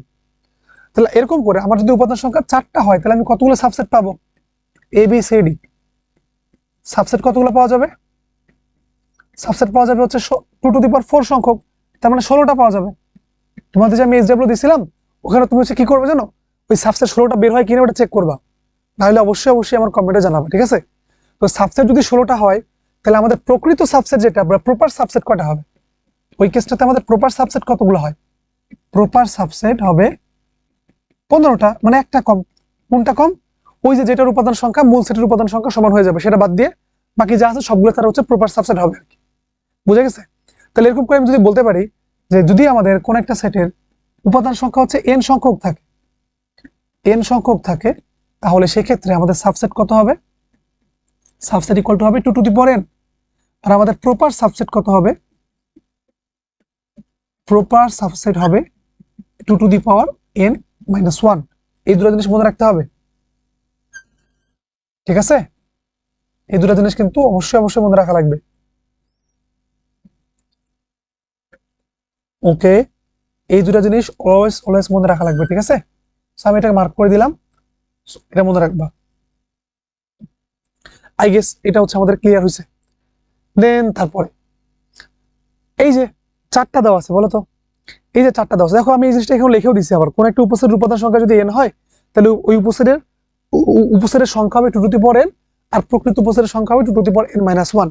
আচ্ছা 4টা হইলে কি হবে সেটা একটু লেখো তো, 4টা হইলে কি কি হবে, এইচডব্লিউ দিছিলাম, অঙ্কের মধ্যে চলে আসছে, একটু করে দেখাই দিই আর কি। ঠিক আছে, এখানে দেওয়া আছে কিউব মানে এবিসিডি 4টা দেওয়া আছে। তাহলে আমি উপসেট যদি বানাতে চাই তাহলে আমি এ কে নিয়ে বানাতে পারি, আমি চাইলে বি কে নিয়ে বানাতে পারি, সি কে নিয়ে বানাতে পারবো, অথবা আমি চাইলে ডি কে নিয়ে বানাতে পারবো। ঠিক আছে, এবার আমি দূরে দূরে করে নিতে পারি, দূরে দূরে করে যদি নেই তাহলে এ কে আর বি কে নিব, এ কে আর বি কে, দেখো নেওয়ার নিয়মটা কি, আমি এ কে রেখে বি কে নিচ্ছি, এরপরে আমি এ কে রেখে সি কে নিব, হয়ে গেল, এরপরে আমি এ কে রেখে ডি কে নিব, এরপরে আমি বি কে, এর কাজ শেষ, এবার বি কে নাও, এবার আমি বি কে রেখে সি কে নিব, বি এবং সি কে নিব দুটাকে, দেন বি আর ডি কে নিব, তাহলে বি এর কাজও শেষ, দেন এবার আমি সি এবং ডি কে নিব, সি এবং ডি কে নিচ্ছি, হয়ে গেল, দূরে দূরে করে নেওয়া হয়ে গেছে। এবার আমি যদি তিনটা করে নেই তাহলে আমি এক কাজ করতে পারি, এ কে নিতে পারি, বি কে নিতে পারি এবং সি কে নিতে পারি, হয়ে গেল। দেন আমি চাইলে এ কে নিতে পারবো, বি কে নিতে পারবো এবং ডি কে নিতে পারবো। দেখো মানে স্টেপটা কিরকম করে আমি নিচ্ছি, আগে নিচ্ছি এ, দেন বি, তারপরে সি, এবার সি নেওয়া শেষ, এবার আমি কি নিচ্ছি এ বি, তারপরে আমি নিচ্ছি হচ্ছে ডি। ঠিক আছে, দেন আমাদের এর কাজও শেষ, এবার আমি চাইলে এরকম নিতে পারি, বি কে নিতে পারি, সি কে নিতে পারি, ডি কে নিতে পারি। দেখো তো তিনটা করে কি আর নিতে পারবা, পারা যাবে না। এবার অপশন কি বলতো, 4টা করে নেওয়া। ঠিক আছে, 4টা করে দিলে তো আমি একটা নিতে পারবো ডাইরেক্টলি, এ বি সি এবং হচ্ছে ডি। লাস্ট আমাদের আরেকটা বাকি থাকে, সেটা সবসময় থাকে, ওটা হচ্ছে ফাঁকা সেট, ওটা হচ্ছে ফাঁকা সেট। এখন গুনে দেখো তো টোটাল কটা আইটেম হয়েছে, 1 2 3 4 5 6 7 8 9 10 11 12 13 14 15 16টা হওয়ার কথা ছিল। এবিসিডি দেখি কটা হয়েছে, 1 2 3 4 5 6 7 8 9, তারপর হচ্ছে 10 11 12, তারপর হচ্ছে 13, দেন 14 15। আরেকটা কোথায় মিস গেছে দেখি, এবি, তারপর হচ্ছে আমরা এসি নিয়েছি, তার হচ্ছে আমাদের এডি নিছি, তারপর বিসি নিছি, বিডি নিছি আর সিডি নিছি, এটা তো হয়েছে। দেন আমাদের হচ্ছে এবিসি, এবিসি নেওয়া শেষ, এবিডি নেওয়া শেষ, এবিডি এটা নেওয়া শেষ, তারপর হচ্ছে বিসিডি এটাও আমাদের নেওয়া শেষ। তাহলে আমাদের বাকি কি থাকে? এবিসিডি থাকে আর হচ্ছে ফাই থাকে। কোথায় মিস গেছে এখানে? এবি, এই যে এবি, তারপর হচ্ছে এসি, এডি, দেন বিসি, বিডি আর হচ্ছে সিডি, এটা নেওয়া তো হয়েছেই। এবিসি, দেন হচ্ছে আমাদের এবিডি আর এসিডি, এই যে একটা বাকি আছে এসিডি, এটা নেওয়া বাকি ছিল, ঠিক আছে? এসিডি, ঠিক আছে, এটা বাকি আছে, শেষ। তাহলে টোটাল হবে কয়টা বলো? 16টা। এই যে বি এর পরে আরেকটা বাকি ছিল আর কি, হ্যাঁ, ওটা নিতে ভুলে গেছিলাম, এসিডি। টোটাল কয়টা আছে বলো এখানে? 16টা, 16টা টোটাল আছে হচ্ছে 16টা। ওকে, এখন 16টার মধ্যে প্রকৃত উপসেট কয়টা? প্রকৃত উপসেট হচ্ছে 15টা, এটা হচ্ছে টোটাল সাবসেট। আর আমাদের প্রপার সাবসেট কয়টা বলো তো? 15টা না? প্রপার হচ্ছে 15টা। কোনটা বাদ যাবে বলো তো? এই যে 4 নাম্বার যেটা আছে, এটা কিন্তু আমাদের বাদ যাচ্ছে, ঠিক আছে? আই গেস এটা কিন্তু ক্লিয়ার হয়েছে। ওকে, দেন তারপরে এখানে আমরা চলে আসি সেটের সমতা বা ইকুইভ্যালেন্ট অফ সেট। দুটা সেটকে আমি কখন সমান বলতে পারবো? দুটা সেটকে তখনই সমান বলা যাবে যখন তাদের উপাদানগুলো সমান হবে, ঠিক আছে? যেমন দেখো, এ আর বি এরা কি সমান না? মনে হতে পারে যে সমান না, কেন? কারণ এর মধ্যে আপনি দেখতেছেন 3টা উপাদান আছে, এটার মধ্যে 4টা উপাদান আছে। আবার দেখো এখানে মিল নাই, এখানে 3 5 7 আছে, এখানে 5 3 7 আছে। বাট ভাইয়া ওয়েট ওয়েট, আমরা পড়ছিলাম না যে সেটের ক্ষেত্রে কি বলা হয়, যে এরকম যদি রিপিট হয়, রিপিট হলে সেটাকে মূল্যায়ন করা যায় না, তাই না? মূল্যায়ন করা লাগে না, রিপিট হওয়া মানে ওটা সেম জিনিসই আসলে, ঠিক আছে? প্রত্যেকটা ভ্যালু হচ্ছে ইউনিক ইউনিক হওয়া লাগবে। আর আরেকটা হচ্ছে সেটের ক্ষেত্রে ক্রমটা কিন্তু ভিন্ন ম্যাটার করে না।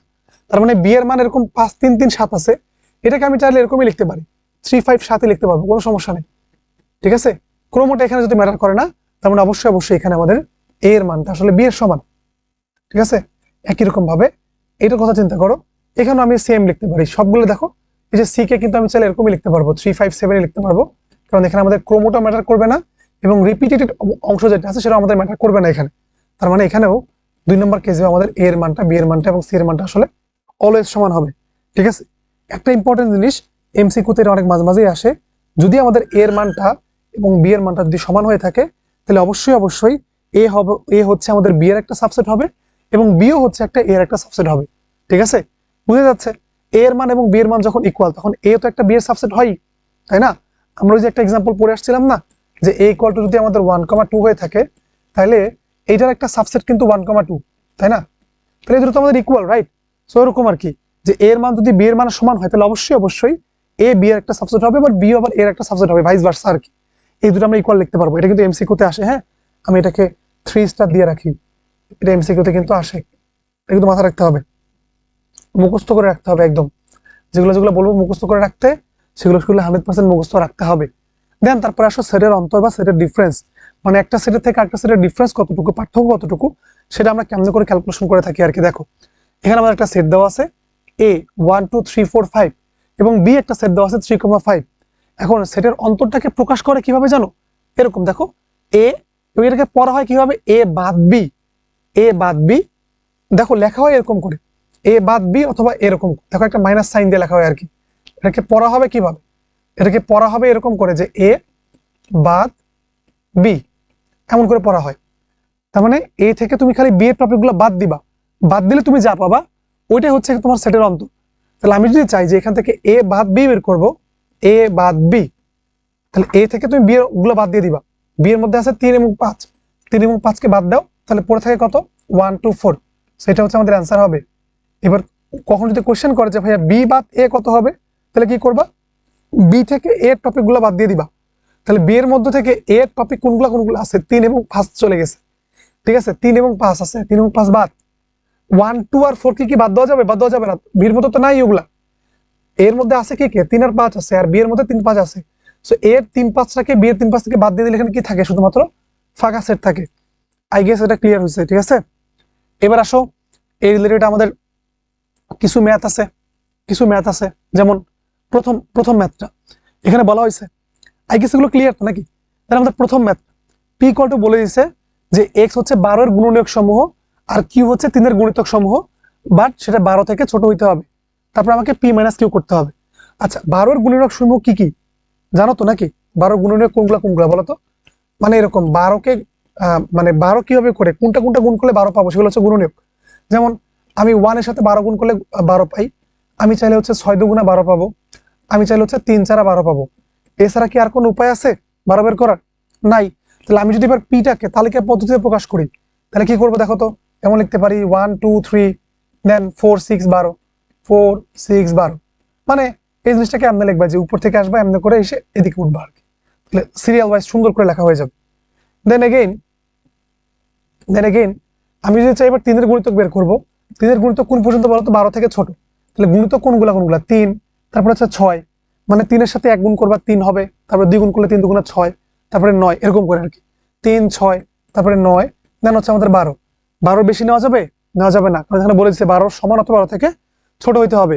এবার তোমাকে কি করতে হবে? পি বাদ কিউ করতে হবে। সো পি বাদ কিউ মানে কি? কিউ এর উপাদানগুলোকে বাদ দিয়ে দিবা পি থেকে। তাহলে দেখো 3 6 9 12 কে কে আছে এখানে, সেগুলোকে বাদ দিয়ে দাও। যেমন এখানে 3 আছে, এর 3 আছে বাদ, 6 আছে 6 আছে বাদ, 9 আছে 9 কি এখানে আছে? নাই। 12 এখানে আছে 12 এখানে আছে বাদ। তাহলে এ থেকে পড়ে থাকে কে কে? 1 2 আর 4। 9 যেহেতু নাই তাহলে 9 তো আমি বাদ দিতে পারবো না, পারবো? পারবো না। তাহলে এ এখানে পড়ে থাকে কত? 1 2 আর 4 পড়ে থাকবে। অ্যান্সার হচ্ছে 1 2 4। 1 2 4। আই গেস এটা ক্লিয়ার হয়েছে। যে জিনিস থাকবে না মানে ওই পি এর মতো থাকবে না সেটা তো বাদ দেওয়ার কোনো কিছু নাই। 12 আছে 12 কে বাদ দিয়ে দিব, 6 আছে 6 কে বাদ দিয়ে দিব, 3 আছে 3 কে বাদ দিয়ে দিব, বাকি যা থাকবে সেটা হচ্ছে আমাদের অ্যান্সার। ঠিক আছে? এখন তোমরা একটু ট্রাই করো তো, কিউ বাদ পি মানে কত হবে? কোশ্চেনের মধ্যে বলে নাই, বাট আমি বের করার চেষ্টা করতেছি। কিউ বাদ পি মানে কত হবে? কিউ বাদ পি মানে কি? পি এর যে সকল উপাদান কিউতে আছে সেগুলো বাদ যাবে। তখন কোনটা কোনটা বাদ যাবে বলো? এমন একটা কালার নেই, তখন কে কে বাদ যাবে? এটা বাদ যাবে, 3 বাদ যাবে, 6 বাদ যাবে, 12 বাদ যাবে। ঠিক আছে? আর বাকি কি কি বাদ যাবে? তাহলে এইটা বাদ, এটা বাদ, সরি এই 6 বাদ এবং 12 বাদ। তাহলে খালি পড়ে থাকবে কে? শুধুমাত্র 9টা পড়ে থাকবে। কিউ বাদ পি মানে কত? শুধুমাত্র হচ্ছে 9। আই গেস এটা ক্লিয়ার হয়েছে। দেন তারপর টপিক হচ্ছে সার্বিক সেট বা ইউনিভার্সাল সেট। এখন ইউনিভার্সাল সেট মানে কি? আসলে দেখবা যে সেটের অপারেশনের ক্ষেত্রে যেই সেটটার মধ্যে সকল উপাদানগুলো থাকে সেটাকে আমরা বলবো ইউনিভার্সাল সেট অথবা সার্বিক সেট, যেটাকে আমরা এই যে বড় হাতের ইউ দ্বারা প্রকাশ করবো। যে ইউনিভার্সালের যে বড় ইউটা আছে না, ওটা হচ্ছে এখানে ইউ দ্বারা প্রকাশ করে থাকে। ফর এক্সাম্পল মনে করো আমি এরকম লিখলাম যে 1 2 3 4 5 6 7 8 এবং হচ্ছে আমাদের 9, এটা আমাদের একটা সেট। বি একটা সেট নিলাম যেটা হচ্ছে 2 4 6 8, এবং ধরো সি একটা সেট নিলাম এটা হচ্ছে 1 3 5 7 9। তাহলে দেখো এই যে এই তিনটা সেটের মধ্যে সার্বিক সেট কোনটা হবে? সার্বিক সেট হচ্ছে ওই সেট যে সেটের মধ্যে অন্য যতগুলো সেট থাকবে সবগুলো সেটের উপাদান ওখানে বিদ্যমান থাকতে হবে। তাহলে দেখো তো বি এর এবং সি এর সবগুলো উপাদান এর মধ্যে আছে না? তাহলে এটা হচ্ছে এখানে সার্বিক সেট। বুঝা গেছে? এটা হচ্ছে আমাদের সার্বিক সেট। এ হলো আমাদের সার্বিক সেট। আই গেস এটা হচ্ছে ক্লিয়ার হয়েছে। দেন তারপর হচ্ছে পূরক সেট বা কমপ্লিমেন্ট অফ সেট। তাহলে পূরক সেটটা কি? পূরক সেটটা না অলমোস্ট হচ্ছে ওই যে আমাদের ওই বাদ সেটের মতোই, বাদের মতোই। ফার্স্ট অফ অল এটাকে একটু দেখার চেষ্টা করি যেগুলোকে আমরা প্রকাশ করবো কিভাবে। প্রকাশ করা হয় হচ্ছে এ কমপ্লিমেন্ট, এই যে এ সি দ্বারা। দেখো এটার ইংলিশ নামটা হচ্ছে কমপ্লিমেন্ট সেট, তো তাহলে আমি এটাকে এ কমপ্লিমেন্ট আকারে প্রকাশ করতে পারবো, অথবা এ প্রাইম দ্বারা প্রকাশ করে। তাহলে এ প্রাইম মানেটা কি? এ প্রাইম মানে হচ্ছে সার্বিক সেট থেকে এ সেটকে বাদ দিলে আমাদের যা পাবো তাই। আমরা একটা এক্সাম্পল নেই, এক্সাম্পল ছাড়া অঙ্কগুলো করা উচিত না আসলে। মনে করো আমাদের একটা ইউনিভার্সাল সেট ইউ সমান সমান আছে এরকম 1 2 3 4 5 6 7 8 9। এখন আমি একটা এ সেট নিলাম, এ সেট হচ্ছে এটা 1 3 7, তারপর হচ্ছে আমাদের 9। এখন আমি যদি চাই যে এর কমপ্লিমেন্ট বের করব, এর কমপ্লিমেন্টটা কি বলো? এর কমপ্লিমেন্টটা হচ্ছে অবশ্যই ইউনিভার্সাল সেট থেকে বাদ দিতে হবে। ইউনিভার্সাল বা সার্বিক সেট যেটা আছে সার্বিক সেট থেকে এর উপাদানগুলোকে বাদ দিলে যা পাবো সেটা। আচ্ছা আমি একটা বি একটা নিয়ে নিই। সো বি মানে হচ্ছে 2 4 6 7 এরকম বললাম। ঠিক আছে? এ কমপ্লিমেন্ট কি হবে? ইউনিভার্সাল সেট থেকে বাদ দিতে হবে, বি থেকে কিন্তু বাদ দেওয়া যাবে না, ইউনিভার্সাল সেট থেকে বাদ দিতে হবে। সো ইউনিভার্সাল সেট থেকে বাদ দিয়ে আমরা যেগুলো কমন আছে, এই যে 1 বাদ যাবে, দেন তারপর হচ্ছে আমাদের 3 বাদ যাচ্ছে, তারপরে 7 বাদ যাচ্ছে এবং 9 বাদ যাচ্ছে। তাহলে পড়ে থাকতেছে কে? 2 4 5 6 8, 2 4 5 6 8। সো এবার আমি যদি চাই যে বি কমপ্লিমেন্ট বের করবো, সো বি কমপ্লিমেন্ট মানে কি? বি কমপ্লিমেন্ট মানে হচ্ছে যে বি এর উপাদানগুলো হচ্ছে বাদ দিয়ে দিবা। তাহলে বি এর উপাদান যদি বাদ দাও তাহলে কে কে বাদ যাবে? দেখো তো 2 বাদ যাচ্ছে, এখানে 4 আছে তাহলে 4 বাদ যাবে ইউনিভার্সাল সেট থেকে, তারপরে 6 আছে 6 বাদ যাবে, এবং 7 আছে 7 বাদ যাবে। তাহলে পড়ে থাকে কে কে?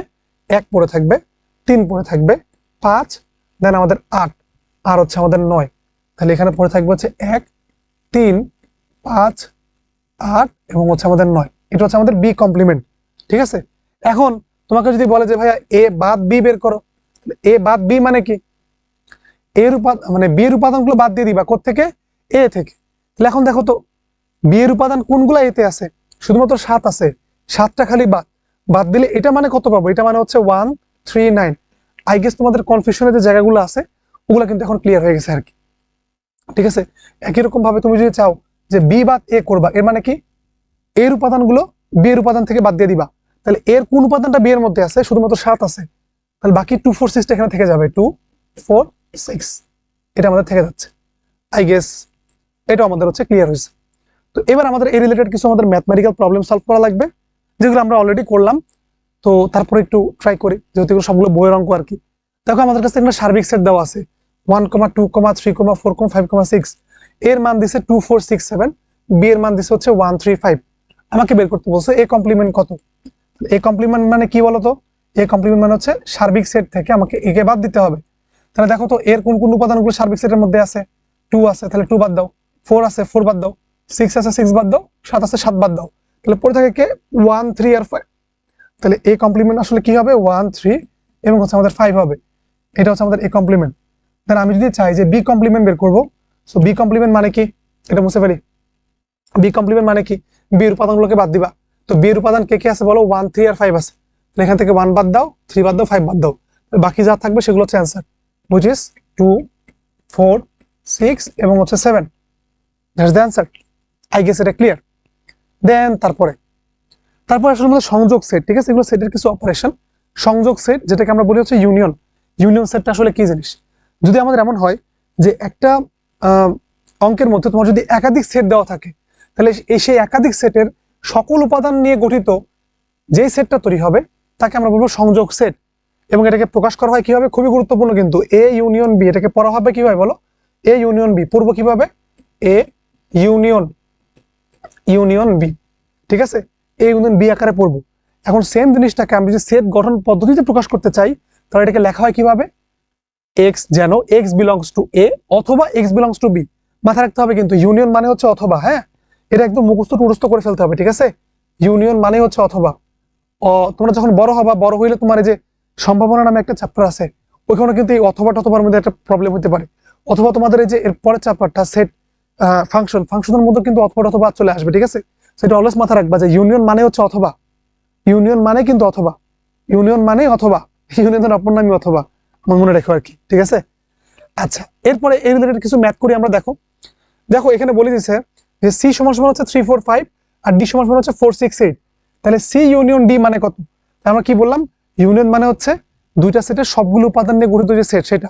তাহলে আমি যদি চাই এখান থেকে সি ইউনিয়ন ডি বের করব, এটা ইউ কিন্তু না, এরকম এটাকে আমরা বলি হচ্ছে কাপ। হ্যাঁ, এটাকে আমরা বলি কাপ, সি কাপ ডি অথবা সি ইউনিয়ন ডি এরকম। সি ইউনিয়ন ডি মানে কি? সবগুলো উপাদানকে নিতে হবে। তো সবগুলো উপাদান নাও। সি এর উপাদান আছে 3, 4, 5, ডি এর উপাদান আছে 4, 6, 8। তাহলে আমি এরকম লিখবো যে 3, 4, 5, দেন এখানে 4, 6 এবং হচ্ছে আমাদের 8 এরকম দিলাম। এখন একটু খেয়াল করো তো ভাইয়া, 4 কি আমার দুইবার লেখা দরকার আছে? সেটের ক্ষেত্রে কি আমাদের একাধিকবার একটা জিনিস লেখা দরকার আছে? না, প্রত্যেকটা আমাকে আলাদা আলাদা আইডেন্টিটি হতে হবে। আমাদের প্রথমেই তো পড়ে আসছি সেটের বৈশিষ্ট্যের ক্ষেত্রে প্রত্যেকটা আলাদা আলাদা কোয়ান্টিটি হতে হবে, আলাদা আলাদা উপাদান হতে হবে, এলিমেন্ট হতে হবে। তো এখানে 4 দুইবার লেখা তোমার কোনো দরকারই নেই, তাই না? তাহলে আমি এটাকে জাস্ট এভাবে লিখবো যে সি ইউনিয়ন ডি মানে কত? 3, 4, 5 আর হচ্ছে 6 আর হচ্ছে আমাদের 8। That's the answer. খুবই সহজ। দেন তারপরটা আমরা চলে আসি। তো পরটা হচ্ছে আমাদের সেট অথবা ইন্টারসেকশন সেট। ইন্টারসেকশন সেট তার মানে এটা কি আসলে? যদি এমন হয় যে দুই বা ততোধিক সেটের মধ্যে কোনো কমন যে উপাদানগুলো থাকবে, সাধারণ উপাদান, সেই সাধারণ উপাদান নিয়ে গঠিত যে সেট তৈরি হবে তাকে আমরা বলবো হচ্ছে ছেদ সেট বা ইন্টারসেকশন সেট। এবং এটাকে প্রকাশ করা হয় কিভাবে? এ ইন্টারসেকশন বি আকারে। সেম জিনিসটা যদি আমি সেট গঠন পদ্ধতিতে প্রকাশ করতে চাই, তাহলে এটাকে প্রকাশ করবো এইভাবে করে। দেখো একটা জিনিস খেয়াল রাখতে হবে, এই যে এখানে যে আমাদের ইন্টারসেকশন আছে, ইন্টারসেকশন মানে কিন্তু আমাদের এবং, মাথা রাখতে হবে কিন্তু, ঠিক আছে? ইন্টারসেকশন মানে কিন্তু হচ্ছে আমাদের এবং, হ্যাঁ, ওই যে ইউনিয়ন মানে অথবা, ইন্টারসেকশন মানে হচ্ছে এবং, কাজে লাগবে কিন্তু সামনের অঙ্কগুলোতে, ঠিক আছে? মাথা রাখতে হবে। আচ্ছা, এবার একটা ম্যাথ করে দেখি। দেখো ম্যাথটা আমাদের কি বলছে, এক্স বিলংস টু এন, মানে এক্স হচ্ছে ন্যাচারাল নাম্বার, স্বাভাবিক সংখ্যা, এবং এক্স এর মানটা হচ্ছে 2 থেকে বড় বাট 6 থেকে ছোট। তাহলে সবার আগে আমরা পিটাকে তালিকা পদ্ধতিতে প্রকাশ করে ফেলি। তো পি মানে কত হবে, এক্স এর মান 2 থেকে বড় এবং 6 থেকে ছোট। তাহলে 2 থেকে বড় কে কে আছে, 3 আছে, 4 আছে, 5 আছে এবং 6 আছে। হয়ে গেল, পি এর মান আমাদের হয়ে গেল।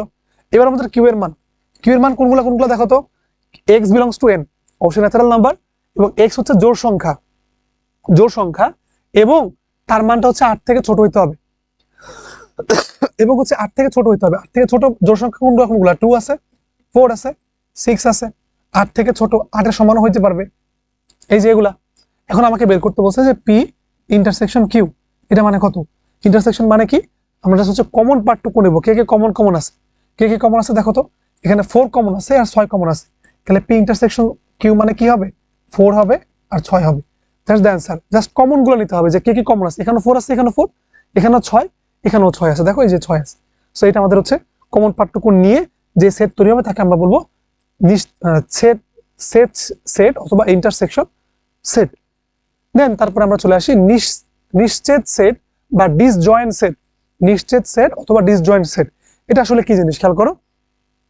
দুইটা সেটের মধ্যে যদি কখনো কোনো সাধারণ উপাদান না থাকে, দুইটা সেটের মধ্যে যদি কখনো কোনো সাধারণ উপাদান না থাকে, তবে তাকে আমরা বলবো নিশ্চেদ সেট অথবা ইন্টারসেকশন সেট, ঠিক আছে? এবং এটাকে আমরা প্রকাশ করি কিভাবে দেখো তো, A intersection B equals to হচ্ছে 5। মানে আমি তাদের মধ্যে কমন খোঁজার চেষ্টা করছি কিন্তু কোনো ধরনের কমন কিছু পাই নাই, না পাইলে তাকে আমরা বলবো নিশ্চেদ সেট, ঠিক আছে? আমরা একটা এক্সাম্পল করি, এই রিলেটেড আমাদের কিছু ম্যাথ ট্যাথ আছে আর কি। যেমন ধরো এরকম দেখলাম আমরা যে একটা ইউনিভার্সাল সেট দেওয়া আছে, দেখো 1 3 5 9, দেন আমাদের এখানে আছে হচ্ছে 7 11, ই এর মান দেওয়া আছে 1 5 9, এফ এর মান দেওয়া আছে 3 7 হচ্ছে আমাদের 11। আমাকে বের করতে বলছে E complement union F complement, E complement intersection F complement, এই জিনিসটা বের করতে বলছি। আমি আরেকটা জিনিস বের করতে বললাম, তুমি এটা বের করো, ই ইউনিয়ন এফ এবং হচ্ছে ই ইন্টারসেকশন এফ, এগুলো তোমাকে বের করতে হবে। আমি ফার্স্ট অফ অল আমি যেগুলো দিলাম সেগুলো একটু বের করি। আমি যদি চাই যে ই ইউনিয়ন এফ বের করব, এটা মানে কি, আমাদের যতগুলো উপাদান আছে সবগুলো উপাদানগুলো নিতে হবে আর কি। সবগুলো উপাদান যদি নেই, তাহলে ই এর সবগুলো উপাদান হচ্ছে 1 5 9 আর এটা হচ্ছে 3 7 11। আমি সুন্দর করে যদি লিখি তাহলে 1 3 হবে, 5 হবে, 7 হবে, 9 হবে এবং হচ্ছে আমাদের 11 হবে। প্রথমটা হয়ে গেল। দেন তারপর আমি যদি চাই যে ই ইন্টারসেকশন এফ বের করব, ই ইন্টারসেকশন এফ, তাদের মধ্যে কোনো কমন পার্ট আছে দেখো তো, কোনো কমন জিনিস আছে, একই রকম জিনিস আছে? নাই। একই রকম যদি কোনো জিনিস না থাকে, তো সেই জিনিসটাকে আমরা কি বলি, নিশ্চিত সেট বা ডিসজয়েন্ট সেট।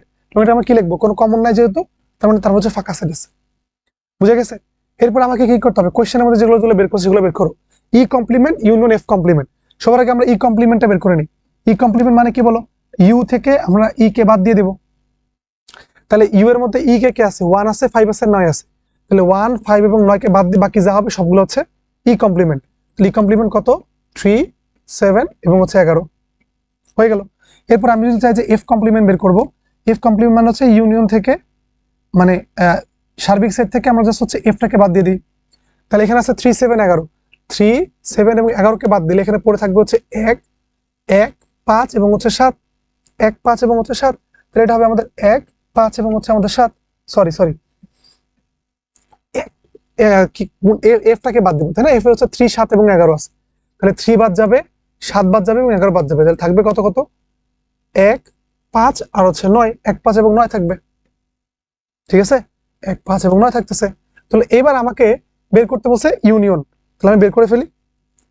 এরপর বের করে ফেলি, আমাকে প্রথম কোশ্চেন বলছে যে ই কমপ্লিমেন্ট ইউনিয়ন হচ্ছে এফ কমপ্লিমেন্ট, তাহলে তাদের মধ্যে যতগুলো উপাদান আছে সবগুলোকে নিতে হবে। 1 3 5 7 9 11 যতগুলো আছে সবগুলোকে নিয়ে ফেললাম আমরা। সো 1 3 5 7 9 এবং হচ্ছে আমাদের 11 হয়ে গেছে। দেন আমাদের বের করতে হবে ই কমপ্লিমেন্ট ইন্টারসেকশন হচ্ছে আমাদের এফ কমপ্লিমেন্ট। তাদের মধ্যে কোনো কমন আছে কিনা, নাই, কমন নাই, সেম অঙ্ক। কমন না থাকলে তার মধ্যে ফাঁকা সেট, তাহলে এটা একটা ডিসজয়েন্ট সেটের একটা এক্সাম্পল। আই থিঙ্ক এই সবগুলো আসলে বোঝা হয়ে গেছে, ঠিক আছে? তারপর টপিক আমরা চলে যাই, শক্তি সেট বা পাওয়ার সেট। এটা আসলে কি জিনিস দেখো, আমরা ওই যে উপসেট বের করছিলাম না, ওই যতগুলো উপসেট আমরা বের করছিলাম সবগুলো উপসেটকে যদি আমি আরো একটা সেটের আন্ডারে নিয়ে আসি, তবে যে সেটটা তৈরি হবে তাকে আমরা বলবো শক্তি সেট বা পাওয়ার সেট। বা এক্সাম্পল দেন, একটা এক্সাম্পল দিলে তাহলে আমাদের ক্লিয়ার হবে। ফর এক্সাম্পল, মনে করো আমি চাচ্ছি আসলে এ হচ্ছে আমাদের একটা ফাঁকা সেট দেওয়া আছে, এইটার হচ্ছে পাওয়ার সেট বের করব। তাহলে পাওয়ার সেট বের করার উপায় কি? আমি সবগুলো সাবসেট গুলো বের করে নিই। আচ্ছা, এ তো নিজে একটা ফাঁকা সেট, তাহলে তার সাবসেট গুলো কি হবে? শুধু একটা ফাঁকা সেটই আসবে না, বুঝে গেছে? তাহলে তার একটা সাবসেট শুধুমাত্র ফাঁকা সেটটাই আসবে। তাহলে আমি যদি বের করতে চাই পাওয়ার অফ এ কত, পাওয়ার অফ এ কত, অ্যাকচুয়ালি আছে আমাদের 1। যতগুলো সাবসেট আছে তার পাওয়ার আসলে তত বেশি। এবার আসো বি কে যদি আমি নেই, দেখো বি আছে শুধুমাত্র এ। আচ্ছা, আমি যদি চাই যে এই বি সেটের সাবসেট গুলো বের করবো, সাবসেট গুলো বের করতে চাচ্ছি আমি, তাহলে সাবসেট বের করলে কি হবে? সাবসেট আমি চাইলে হচ্ছে এ নিতে পারি, আমি চাইলে হচ্ছে ফাঁকা সেট নিতে পারি। এই দুইটার যে কোনো একটা তো নিতে পারবো, তাই না? হয় এ নিব সাবসেট বের করতে গেলে, ফাঁকা সেট তো সবারই থাকে, হয় আমি এ নিব অথবা ফাঁকা সেট নিব। এরপর তাদেরকে নিয়ে আমি একটা সেট গ্রহণ করলাম। তাহলে এই যে যে সেটটা পাইলাম নতুন সেটটা, এটাকে আমরা বলবো বি এর পাওয়ার সেট। তাহলে পাওয়ার অফ বি কত? এটা এ কমা হচ্ছে ফাঁকা সেট। তাহলে পাওয়ার অফ বি কত এখানে বলতো? তার পাওয়ার হচ্ছে 2। বুঝতে পারছি? তো একই রকম ভাইয়া এটা বুঝতেই পারতেছো যে আমি সি যেটা আছে, সি হচ্ছে দুইটা উপাদান আছে, এ এবং বি। তাহলে এইটার সবগুলো সাবসেট যদি আমি বের করি এবং সেগুলোকে একটা সেটের মধ্যে আটকে রাখি, তাহলে এমন হবে আমি এ নিব, আমি বি নিব, অথবা আমি এ বি নিব, অথবা আমি সবগুলো ফাঁকা নিব। এগুলো তো করা হয়ে গেছে। তাহলে এইখানে আমি যে এই সবগুলো উপাদানগুলোকে নিয়ে আমি নতুন যে সেটটা পাইলাম সেকেন্ড ব্র্যাকেট দিয়ে, এটাকে আমরা বলবো সি এর পাওয়ার সেট বা শক্তি সেট। তাহলে পিসির মান কত পাচ্ছি আমরা? এরকম এ কমা বি কমা এ কমা বি কমা হচ্ছে 5। শেষ। এখানে পাওয়ার সেট কত বলো? এখানে পাওয়ার সেট হচ্ছে আমাদের 4। আই থিঙ্ক আমাদের এখানে ক্লিয়ার হয়েছে জিনিসগুলো, ঠিক আছে? এখানে পাওয়ার সেট হচ্ছে 1টি, এখানে 2টি, এখানে হচ্ছে আমাদের 4টি। তো চেঞ্জ হচ্ছে কিরকম করে দেখছো? আমাদের এ সেটের কোনো উপাদান ছিল না, এ সেটের উপাদান যখন 0টি তখন আমি পাওয়ার পাইছি হচ্ছে 1টি। এ সেটের উপাদান যখন 1টা তখন আমি পাওয়ার সেট পাইছি হচ্ছে 2টা। এ সেটের উপাদান যখন 2টা তখন আমি পাওয়ার সেটের উপাদান পাইছি হচ্ছে 4টা। এখন এই শূন্যটাকে আমি চাইলে এরকম লিখতে পারি না? শূন্য মানে হচ্ছে 2 to the power 0, 2 to the পাওয়ার 0 মানে 1টাকে আমি লিখতে পারি 2 টু দি পাওয়ার 0, দেন 2কে আমি লিখতে পারি 2 টু দি পাওয়ার 1, দেন আমি 4কে লিখতে পারবো 2 to the power 2। I guess এখন ক্লিয়ার হয়েছে। উপাদান সংখ্যা যখন 0টা তখন আমাদের পাওয়ার সেট আসছে 2 টু দি পাওয়ার 0 সংখ্যক। উপাদান যখন 1টা তখন আমাদের পাওয়ার আসছে 2 টু দি পাওয়ার 1, এবং উপাদান যখন 2টা তখন আমাদের পাওয়ার আসছে 2 টু দি পাওয়ার 2। তাহলে এখানে বোঝা যাচ্ছে যে আমার উপাদান যদি n সংখ্যক হয়, আমার উপাদান লিখে দিই যে উপাদান যদি n সংখ্যক হয় তাহলে আমার পাওয়ার হবে কত? পাওয়ার সেট হবে কত? 2 টু দি পাওয়ার n সংখ্যক। আই গেস এটা হচ্ছে ক্লিয়ার, বুঝা যাচ্ছে? গুড। তারপরে চলে আসে আমাদের ক্রোমোজোর মানে কি? দেখো, ক্রোমোজোর মানে হচ্ছে অর্ডার পেয়ার। তো অর্ডার কথাটা উল্লেখ এখানে গুরুত্বপূর্ণ, ঠিক আছে? ক্রোমোজোর যেমন আমি ধরো এরকম বললাম যে আমাদের এখানে 20 জনের একটা ক্লাসের মধ্যে ফার্স্ট হয়েছে হচ্ছে সাহেলা, সেকেন্ড হয়েছে ইসমাইল, ঠিক আছে? তাহলে এখন দেখো, ওই যে ফার্স্ট যে হইলো ও হচ্ছে গিয়ে যে ফার্স্ট, যে সেকেন্ড হলো সে কিন্তু সেকেন্ড। তাহলে এখন ফার্স্ট এবং সেকেন্ডের কিন্তু একটা ক্রোমো আছে। সো আমি যখন ক্রোমো আকারে লিখবো তখন সেগুলোকে আমরা বলবো ক্রোমোজোর, ঠিক আছে? যেটা প্রথমে লিখবো সেটা প্রথমেই, যেটা সেকেন্ডে লিখবো সেটা হচ্ছে আমাদের সেকেন্ডেই হবে, ঠিক আছে? মানে নির্দিষ্ট করে উল্লেখ করে দেওয়া থাকবে, ঠিক আছে? নির্দিষ্ট করে জোড়া উল্লেখ করা থাকবে আর কি, ঠিক আছে? এখন আসলে এখানে আমরা একটু রিলেটেড ম্যাথ করে ফেলি। দেখো, আমার কাছে এখানে দুইটা ক্রোমোজোর দেওয়া আছে, এই যে এটা 2x + y, 3 এবং 6, হচ্ছে x - y, ঠিক আছে? এরকম ক্রম করে দেওয়া আছে। তাহলে ক্রম করা মানে কি বলতো? এটা আমাদের ফার্স্টে আছে মানে ফার্স্টেই, এইটা আমাদের সেকেন্ডে আছে মানে এটা সেকেন্ড। তো একই রকম ভাবে এখানে ইকুয়াল দেওয়া আছে, ইকুয়াল মানে সমান। তার মানে এইটার ফার্স্টেরটা সমান হচ্ছে এইটা এবং এইটারটা সমান হচ্ছে এইটা। ক্লিয়ার? আমাকে জাস্ট x এবং y এর মান বের করা লাগবে। তাহলে আমি এখানে লিখবো যেহেতু ক্রোমোজোর, তাহলে 2x + y = আমি লিখবো এটা 6। দুটো যেহেতু সমান, এইটার প্রথমটা সমান, এটা দ্বিতীয়টা সমান আর কি, ঠিক আছে? ক্রোমোজোর এটাই বোঝাচ্ছে। তুমি কখনো এই ফার্স্টের সাথে সেকেন্ডার তুমি কম্পেয়ার করবে না আর কি। তারপরে তুমি লেখো যে 3 = x - y, তার মানে এরকম লিখবো যে আমরা x - y = 3। এখন জাস্ট আমাকে সলিউশন করতে হবে। তো আমরা সলিউশন কেমনে করতে পারি? সলিউশন করার অনেকগুলো প্রসেস আছে, তোমরা শিখবা সামনে। এখন একটা প্রসেস হচ্ছে প্রতিস্থাপন প্রসেসে আমরা কি করি? আমরা জাস্ট কিছুই না, এই দেখো 2 থেকে x এর বা অথবা y এর যে কোনো একটা মান বের করি। তাহলে আমি লিখব এরকম করে যে 2 হতে পাই 2 হতে আমরা কি পাই আসলে এক্স ইকুয়াল টু 3 প্লাস হচ্ছে ওয়াই। সেটাকে আমরা 3 নম্বর সমীকরণ বলতে পারি না, মানে জাস্ট হচ্ছে ওয়াইটাকে আমি ওই পাশে নিয়ে গেলাম। ঠিক আছে, এবার আসো এক্স এর মানটা আমি যদি 1 নম্বরে বসাই দিই, এক্স এর মান, এটাকে প্রতিস্থাপন পদ্ধতিতে সলিউশন বলা হয়। ঠিক আছে, আমরা প্রতিস্থাপন পদ্ধতিতে সলিউশন করতেছি, প্রতিস্থাপন পদ্ধতিতে সলিউশন পদ্ধতিতে। ঠিক আছে, এক্স এর মান আমি 1 নং এ বসিয়ে পাই, 1 নং এ বসিয়ে পাই। ঠিক আছে, বসিয়ে যদি আমরা পাই এক্স এর মান যদি এখানে বসাই দিই তাহলে কত পাবো, 2 × 3 প্লাস ওয়াই ইকুয়াল টু লেখা যাবে 6, বা আমি লিখতে পারি 6 plus 2y plus Y equals to 6। এখান থেকে দেখো তো 6 এবং 6 কাটা, মানে 6 এই পাশে প্লাস আছে, ওই পাশে মাইনাস হয়ে যাবে। আমি এখান থেকে লিখতে পারি যে 3y ইকুয়ালস টু 0, অথবা এখান থেকে y সমান 0 পাওয়া যায়। তাহলে দেখো আমার কাঙ্ক্ষিত y এর মানটা চলে আসছে। এবার আমার x এর মান বের করা লাগবে, x, y বের করতে বলছে। ঠিক আছে, y এর মান যদি আমি এখন এই 3 নং এ বসাই পাই, লেখো এখানে যে y এর মান 3 নং এ বসিয়ে পাই, 3 নং এ বসিয়ে পাই। y এর মান যদি আমি 3 নং এ বসাই দিই তাহলে আমি x ইকুয়াল টু কত পাবো, 3 প্লাস 0। 3 প্লাস 0 মানে কত, 3। তাহলে অথবা আমি লিখতে পারি যে x, y মানে কত হবে আসলে 3,0। ঠিক আছে, এটা কিন্তু আমাদের আলটিমেটলি আনসার, x, y এর মান বের করতে বলছে। খেয়াল রাখতে হবে, দেখো x, y মানে কি, অবশ্যই আগে x এর মান বসাতে হবে, দেন y এর মান বসাতে হবে। এমন কিন্তু হয়েও না যে x এর মান তুমি 0 বসালে y এর মান 3 বসালে, হবে না কিন্তু, ক্রমটা মেইনটেইন করে চলতে হবে। ঠিক আছে, দ্যাটস দ্য আনসার। দেন একই রকম একটা অঙ্ক আছে, দেখো এটা, এখানে কি বলছে যে x minus CY equals to, x minus CY comma a square minus c square equal to 0 comma ay minus cx, এটা হলে x এর মান কত হবে সেটা বের করো। তো খুবই সহজ বিষয়, একই রকম অঙ্ক না বলতো, ক্রোমোজোর মানে এইটা সমান সমান লিখবো এইটা, এটা সমান সমান লিখবো এইটা। তাহলে এরকম লিখতে পারি যে x minus CY equal to হচ্ছে 0, এটাকে আমরা 1 নম্বর সমীকরণ দিব। দেন a square minus c square equal to আমি লিখবো ay মাইনাস cx, এটাকে আমি লিখতে পারি 2 নম্বর সমীকরণ। সেম প্রসেস আমি এখানেও প্রতিস্থাপন পদ্ধতিটা আমরা ইউজ করব। দেখো আমি লিখতে পারি এখান থেকে 1 নং থেকে পাই, 1 নং হতে পাই আমরা আসলে কি পাই, ax ইকুয়াল টু হচ্ছে cy, এরকম। এখান থেকে দেখো আমি যদি চাই যে x এর মান বের করে ফেলতে পারি, বুঝি হচ্ছে cy বাই a, এটাকে আমি লিখতে পারবো 3 নম্বর সমীকরণ, পারি কিনা, অবশ্যই। এবার এই x এর মানটা আমি হচ্ছে 2 নম্বরে বসাবো, আমি লিখবো যে x এর মান 2 নং এ বসিয়ে পাই, 2 নং এ বসিয়ে পাই।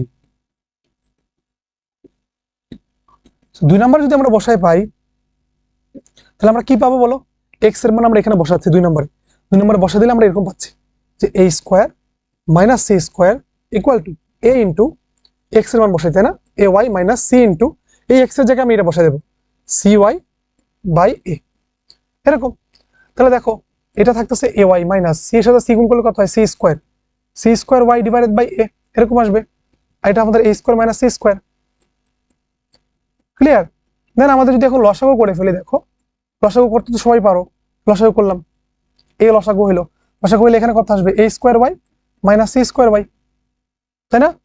তো এখন দেখো আমরা এখানে পাই হচ্ছে a square minus c square equals to y যদি কমন নেই, দেখো দুইটা থেকে আমাদের y আছে, y কমন নিলাম, কমন দিলে থাকে হচ্ছে a square minus c square divided by a।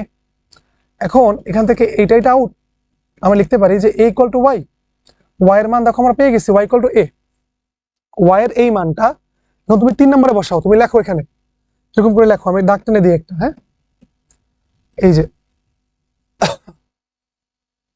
আমাদের দাগ টানা শেষ। আমি বলবো যে y এর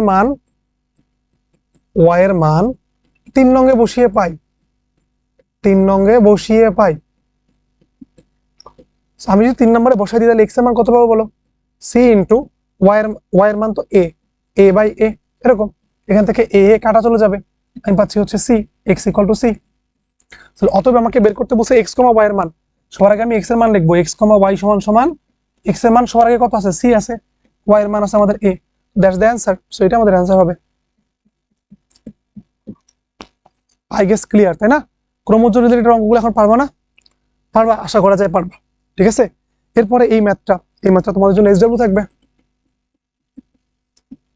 এই ম্যাথটা তোমাদের জন্য SW থাকবে, পারা যাবে তো নাকি, গুড। দেন তারপরে আসলে আমাদের কার্তেশীয় গুণজ কনসেপ্ট একটু শিখে নাও। কার্তেশীয় গুণজটা আসলে কিরকম, তোমাকে আমি একটা শর্ত দিলাম, শর্তটা কি, মানে তোমাদের মনে করো এরকম একটা প্রয়োজনীয়তা আসছে যে তুমি হচ্ছে তোমার রুমের কি করবা, যে কালার করবা, ঠিক আছে? তুমি তোমার তোমার রুমের এবং তোমার ভাইয়ের বা তোমার বোনের রুমের হচ্ছে কালার করবা। তাহলে এখন দেখো, মনে করো যে তোমার রুমের জন্য তোমার কাছে হচ্ছে কালার করার অপশন কি কি আছে। তুমি চাচ্ছ যে তোমার রুমে কি কি কালার করবা। তোমার রুমে মনে করো তুমি হচ্ছে সাদা কালার করতে চাচ্ছ, সাদা, অথবা তুমি চাইলে সাদা এবং হচ্ছে কি করতে পারো, ধরো সবুজ কালার করতে পারো, সবুজ বা টিয়া কালার যেটা বলি আমরা সেটা করতে পারো। বাট তোমার বোনের রুমে সে কালার করতে চাচ্ছে কিরকম, সে চাচ্ছে হচ্ছে ধরো গোলাপি, মেয়েরা তো গোলাপি পছন্দ করে, সো গোলাপি, অথবা সে চাচ্ছে হচ্ছে কমলা কালার করবে, ঠিক আছে? তোমার রুমে তোমার বাসাতে তুমি রং করার চেষ্টা করতেছো, সো তোমার রুমে তুমি সাদা কালার অথবা হচ্ছে সবুজ কালার করতে চাচ্ছ আর কি। আর তোমার বোনের রুমে সেটা হচ্ছে বোন চাচ্ছে গোলাপি করতে অথবা হচ্ছে কমলা করতে। তাহলে এখন তোমরা কতটা ভাবে তোমাদের দুজনের রংটাকে হচ্ছে মানে তোমার দুজনের রুমটাকে হচ্ছে কালার করতে পারবা? উত্তর হচ্ছে ভাইয়া এরকম হইতে পারে, উত্তর এরকম হইতে পারে না যে আমি চাচ্ছি ভাইয়া যে আমার রুমে আমি সাদা করব, কিন্তু আমার বোনের রুমে আমি গোলাপি করব। বুঝতে পারছো? আমার উদ্দেশ্য হচ্ছে যে দুইটা রুমে হচ্ছে কালার করা। তো আমি কেমনে করতে পারি, আমি আমার রুমটাতে সাদা করতে পারি বা বোনের রুমটাকে গোলাপি করতে পারি।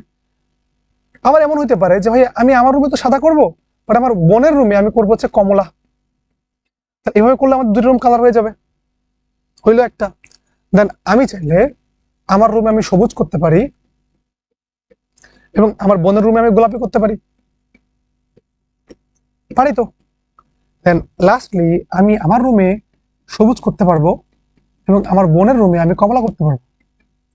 তাহলে দেখো এখানে কিন্তু আমার অনেকগুলো ক্রোমোজোম নেওয়া হয়েছে, ক্রোমোজোম না মানে ফার্স্টে আমার রুমে সাদা করব, দেন আমার বোনের রুমে আমি গোলাপি করব। এই যে ক্রোমোজোর অনেকগুলা নেওয়া হইলো, সবগুলা ক্রোমোজোরকে এরকম করে একটা সেট আকারে লিখলে আমরা যা পাবো তাকে আমরা বলবো কার্তেশীয় গুণজ। যেখানে দেখো এই কার্তেশীয় গুণজ এই সেটটার অলওয়েজ আমাদের প্রথম যে উপাদানটা সেটা আসতেছে হচ্ছে তোমার রুম থেকে, মানে প্রথম যেই সেটটা সেই সেটটা থেকে, এবং সেকেন্ড উপাদানগুলো আসতেছে সবগুলো সেকেন্ড সেট থেকে। দেখো প্রথম উপাদান সাদা, তোমার কাছ থেকে আসছে, তোমার রুমটা হচ্ছে ফার্স্ট, তোমাকে ফার্স্ট প্রায়োরিটি দেওয়া হয়েছে। আর সেকেন্ডটা হচ্ছে এই যে সেকেন্ডটা থেকে আসতেছে। ক্লিয়ার ভাইয়ারা? কার্তেশীয় গুণজ মানে কি বুঝা গেছে? তাহলে এই প্রথম সেটের উপাদানগুলো নিবা, দ্বিতীয় সেটের উপাদানগুলো নিবা, এমন করে একটা লিখতে হবে আর কি, ঠিক আছে? তাহলে আমরা একটা ম্যাথ করে ফেলি, সো ম্যাথ করলে আমাদের এটা ক্লিয়ার হবে। দেখো এখানে কি কি করতে বলছে। এখানে বলা হয়েছে যে p = 1 2 3 এবং q = 3,4। আর এর মানটা যদি আমাদের p ইন্টারসেকশন q হয়, তাহলে সবার আগে আমি আর এর মানটা বের করে ফেলি, পরেরটা পরে দেখবো আর। আর মানে কি? আর মানে হচ্ছে p ইন্টারসেকশন q। তো p ইন্টারসেকশন q মানে কি? তাদের মধ্যে কমন পার্ট কোনটা আছে সেটা। তাহলে কমন আছে কে? দেখো এখানে 3, এখানে 3 আছে, আর তো কোনো কমন পার্ট নাই। কমন মানে দুটোর মধ্যে সেম জিনিস কোনটা আর কি, সো 3। তাহলে আর মানে হচ্ছে শুধুমাত্র আমাদের 3 হয়ে গেল। এখন আমাকে বের করতে হবে কি বলতো, p ক্রস r। আচ্ছা ভাইয়া p ক্রস r মানে কি সেটা তো বুঝি নেই ভাইয়া। এই যে কার্তেশীয় গুণজ সেটটাকে মনে করো, এটাকে আমি বললাম হচ্ছে a সেট, ঠিক আছে? এটাকে আমরা বললাম হচ্ছে b সেট। তাহলে আমরা এখানে যে কাজটা করলাম না, এটাকে লেখা হয় হচ্ছে a ক্রস b আকারে। বুঝতে পারছি? এটাকে লেখা হয় হচ্ছে a ক্রস b আকারে। তো আমাকে যখন বলছে যে p ক্রস r বের করতে, তো এটা কিছুই না, আমাকে জাস্ট হচ্ছে কার্তেশীয় গুণজটা বের করতে বলছে। তাহলে কি কি হবে বলো? কার্তেশীয় গুণজটা আমাদের p এর মান তো এটা 1 2 এবং হচ্ছে 3, r এর মান তো 3। তাহলে আমি কি করব? প্রথমত 1 3 নেব, সো 1 3 নিচ্ছি আমরা, 1 3, দেন কমা, তারপরে কত নিতে পারবো? 2 3, 2 নিলাম আর 3 নিলাম, দেন তারপরে কি নেব আমরা? 3,3 নেব, 3,3। সো এই যে এই সবগুলোকে নিয়ে আমি যে সেটটা পাচ্ছি সেটা হচ্ছে আমাদের p ক্রস r। এবার আমি যদি চাই যে r ক্রস q করব, r ক্রস q মানে কি? যে q এর উপাদানগুলোকে লিখে নিই। q এর উপাদানটা হচ্ছে এটা আছে 3,4। যেহেতু আমাদের আর প্রথমে আছে, তাহলে আর এর উপাদান সবগুলো প্রথমে থাকবে। তাহলে প্রথমে দেখো আর নিবা, আর এর উপাদান কি আছে? 3, 3,3 একটা পাবো আমরা, 3,3 একটা পাবো, কমা, এরপরে আমরা 3 নিলে 3,4 একটা পাবো, 3,4 একটা পাবো। এই সবগুলোকে সেট করলে আমরা আর ক্রস কিউ পেয়ে গেলাম। আই গেস তোমাদের হচ্ছে এটা ক্লিয়ার হয়েছে। কার্তেশীয় গুণজ জিনিসটা আসলে তোমাদের ক্লিয়ার হয়েছে বলেই আমাদের ধারণা। তারপরে এই রিলেটেড আমরা আরো কিছু ম্যাথ করে ফেলি। যেমন এখানে আমাদের কি বলা হয়েছে, p এর মান দেওয়া আছে 1,2,3, আর q এর মান দেওয়া আছে হচ্ছে 3,4, আর r এর মান দেওয়া আছে হচ্ছে x, y। এখন বলছে যে p union q cross r এবং P intersection Q cross Q এটার মানটা কত হবে? তাহলে আমি দেখো এই টাইপের একটা অঙ্ক তো করাই ফেললাম, তাই না?